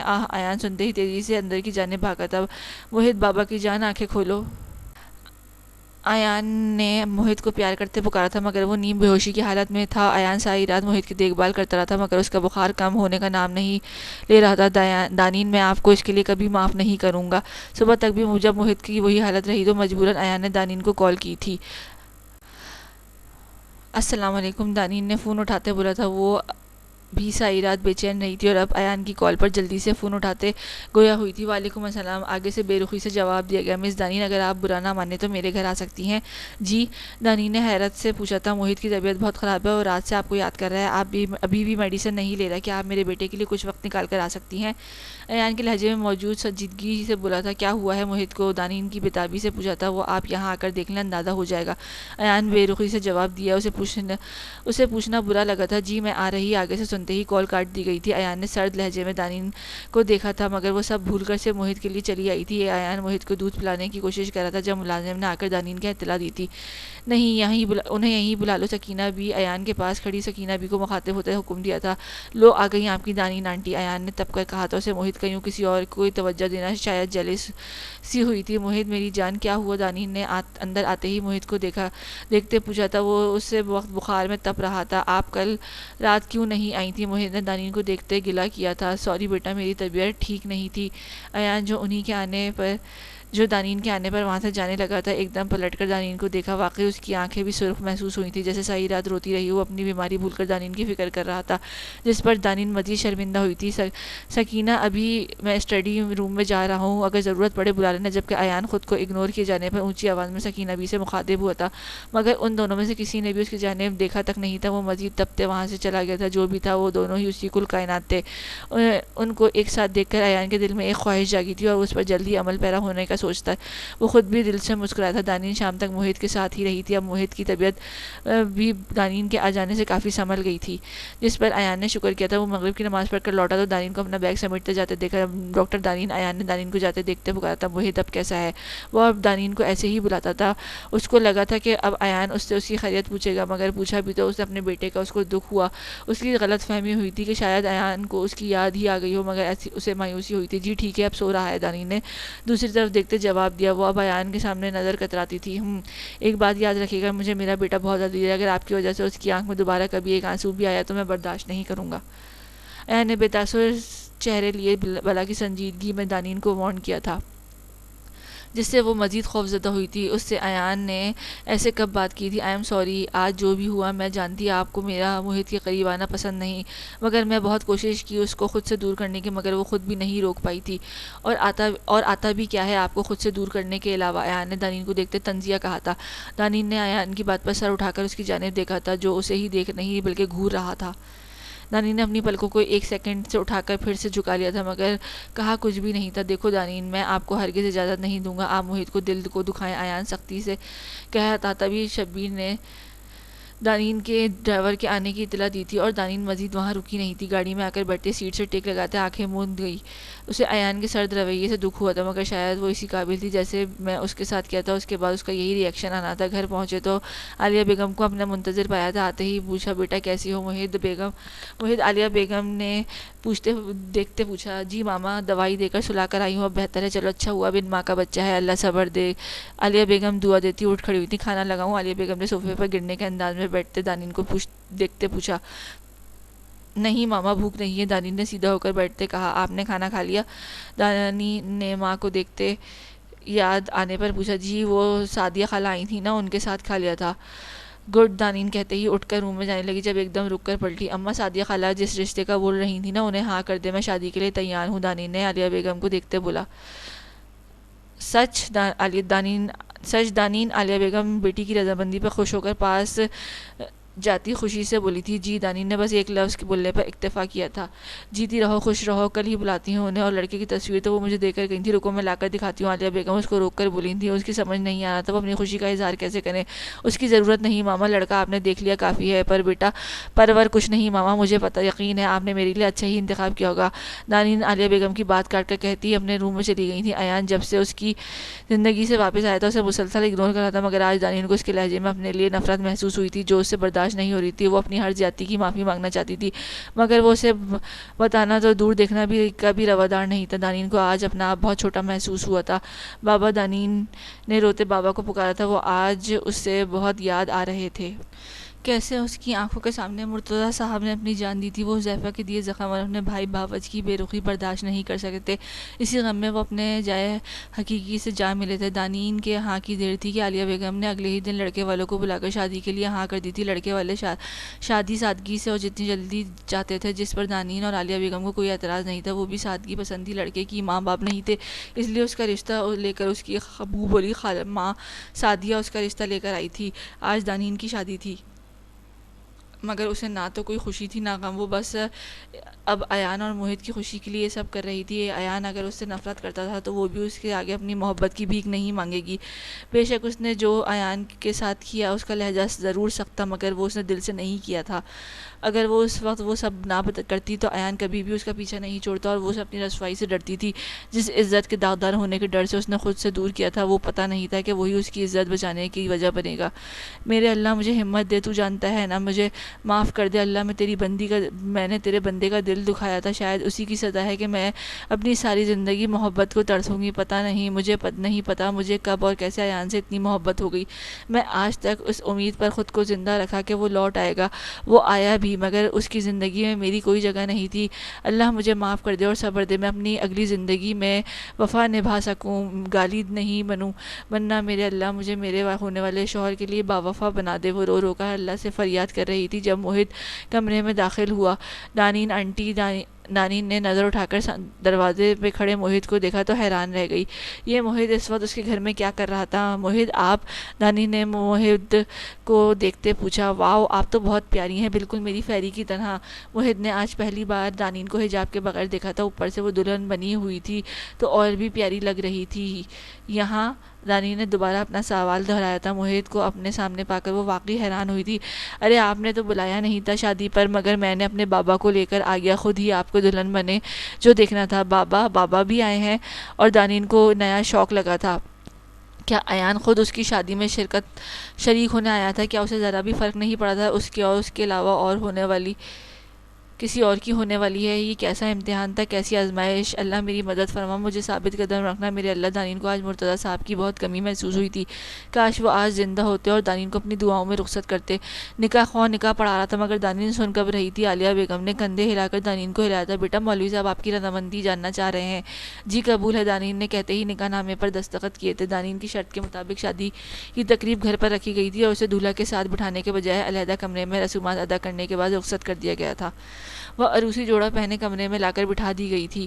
کمرے کے چاروں طرف سے تازہ گلابوں کو سجایا گیا تھا۔ کمرہ بہت ہی نفاست سے تیار کیا گیا تھا، جس کا فرنیچر تک دیکھنے والے کو گرویدہ کر دیتا۔ دانین کے دھڑکتے دل کے ساتھ کمرے کا جائزہ لیا تھا۔ اس کی نظر سائڈ پہ پڑے بلیک روز کے بوکے پہ پڑی تھی اور ایک دھندلی سی یاد نے دل میں دستک دی تھی۔ ایان نے محبت کا پہلا تحفہ کالے رنگ کے گلاب دیے تھے، جسے اس نے غصے سے اٹھا کر ٹھکرا دیا تھا۔ تبھی دروازے پر ہوتی نوک سے وہ سیدھی ہو کر گھونگھٹ اڑ گئی۔ قدموں کی چاپ نے آنے والے کی تصدیق کی تھی۔ دانین کو اپنا دل مٹھی میں بند ہوتا محسوس ہوا۔ ایک انجانی سی خوشبو پاس سے مہکی تھی، جس پر دانین ابھی حیران ہو ہی رہی تھی کہ آنے والے نے مخاطب کیا تھا۔ السلام علیکم۔ دلہن کو دیکھتے سلام کیا گیا۔ آپ؟ دانین نے کی آواز پہچانتے ہی سلام کے جواب کے بجائے الٹا اپنا یقین دہانی کرنی چاہی۔ جی میں ایان احمد، مسکراتے ہوئے جواب دیا۔ آپ یہاں کیا کر رہے ہیں؟ دانین نے خود کو سنبھالتے پوچھا تھا۔ یہ اس وقت یہاں اگر کسی نے دیکھ لیا تو؟ ارے مجھے اس وقت اور کہاں ہونا چاہیے؟ غالباً اس وقت میرے اپنے کمرے میں اپنی پیاری سی دلہن کے پاس ہونا ہی بنتا ہے، اور میں وہیں ہوں۔ مطلب؟ دانین کچھ سمجھ نہیں آ رہا تھا وہ کیا بول رہا ہے۔ وہ تو بیاہ کر اپنے سسرال گئی تھی۔ مطلب یہ کہ ڈاکٹر دانین آپ کی شادی کسی اور سے نہیں بلکہ ماں بدولت ایان احمد سے سے ہوئی ہے۔ اوہ، تبھی موہد شادی میں شامل تھا۔ دانین نے سوچتے ہوئے بولا۔ جی، وہ اپنی ماما کو لینے خود آ گیا تھا۔ ایان نے دانین کے ملائم سے نازک ہاتھوں کو تھامتے کہا تھا، تم نے بولا تھا نا دانین کہ تم کس حق سے مجھے اپنا چہرہ دکھاؤ گی، اور یہی کہ میں اس قابل نہیں جو تو میں آج پورے حق کے ساتھ آیا ہوں، تو کیا اب آپ میری آنکھوں کی پیاس بجھائیں گی؟ میری ترستی ہوئی بہت ترسی ہیں یہ ایک تیری دید کی خاطر۔ دانین نے سر کو خم دیتے اجازت دی تھی، جسے پاتے ایان نے اپنے کانپتے ہاتھوں سے دانین کا گھونگھٹ اٹھایا تھا۔ ایان کیا ہوا؟ گھونگھٹ اٹھاتے ہی ایان بیڈ کے پیچھے کو گرا تھا اور آنکھیں بند کر لی تھی، جس پر دانین نے ڈرتے ایان کو پکارا تھا۔ ہائے، ہم تو نثار ہو گئے آپ کے حسن پر۔ ایان نے پریشان ہوتے اپنی اوپر جھکی دانین کو دیکھتے آنکھ مار کر ایک ادا سے کہا تھا۔ ایان کا مذاق سمجھتے دانین نے پاس پڑا کشن اٹھا کر مارا تھا۔ ارے ظالم حسینہ، کچھ شرم کرو، شادی کی پہلی رات کو اپنے دولہا کو کون مارتا ہے؟ مجادی خدا ہوں میں آپ کا، ایان نے اٹھ کر بیٹھتے بولا، تو دانین نے شرما کر چہرہ جھکا لیا، جسے ایان نے اپنے دل میں قید کیا تھا۔ اس وقت شرمائی سی حیا کا پیکر بنی دانین سیدھا ایان کے دل میں اتری تھی۔ تم بہت خوبصورت ہو دانین، میری سوچ سے بھی زیادہ میں تم سے بہت محبت کرتا ہوں، اتنے کہ تمہارے بغیر کچھ سوچا ہی نہیں۔ ایان دانین کی مہندی لگے ہاتھوں سے انگوٹھی پہناتے بولا اور دانین کو پکڑ کر دانین کو اپنے لبوں سے اس کے ہاتھوں کا بوسہ لیا۔ جھوٹ، دانین نے ہاتھ پیچھے کھینچتے بولا۔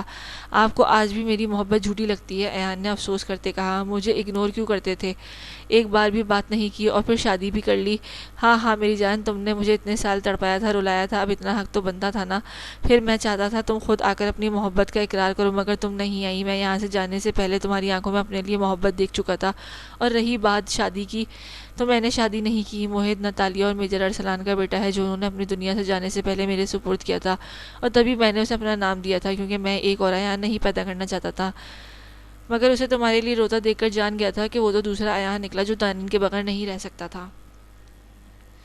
تبھی میں نے اماں سعدیہ کو رشتہ دے کر بھیجا اور اپنا نام اور تصویر تم سے چھپانے کا کہا، مگر تم نے خود عالیہ آنٹی کو انکار کر کے ہمارا کام آسان کر دیا۔ I am sorry Ayaan. چپ، ایان نے اپنی انگلی کو دانین کی پنکھڑی جیسے ہونٹوں پر رکھ کر کچھ بھی بولنے سے منع کیا تھا۔ بس بھول جاؤ جو بھی ہوا، یاد رکھو تو بس اتنا کہ ایان احمد دانین کا ہے اور دانین ایان احمد کی۔ میں آج بہت خوش ہوں دانین، ایان نے محبت سے دانین کے ہاتھوں سے کھیلتے کہا تھا۔ تو پھر کیا خیال ہے؟ بوجھل آواز میں پوچھا گیا۔ کس بارے میں؟ دانین نے حیران ہوتے پوچھا۔ ایان نے پیار سے اس کے کانوں کے ساتھ ہونٹ لگا کر سرگوشی کی تھی۔ اجازت ہے؟ دانین نے ایک نظر اٹھا کر ایان کی طرف دیکھا، اس کی آنکھوں میں محبت کا سمندر ٹھاٹھے مارتا دیکھ کر وہ شرما کر نظر جھکاتی اپنے سر ایان کے سینے سے ٹکا گئی تھی۔ ایان نے بھی سرشار ہو کر اپنی باہوں کا حصار اس پر باندھا تھا۔ وہ خوش تھا اور پرسکون بھی ہونا چاہتا تھا۔ آخر اس کی سب ریاضتیں کام آئی تھیں۔ اس کی محبت اس کی محرم بن کر اس کو دے دی گئی تھی، تبھی ایک لمبے عرصے کے انتظار کے بعد اس کی پیاس بجھا دی گئی تھی۔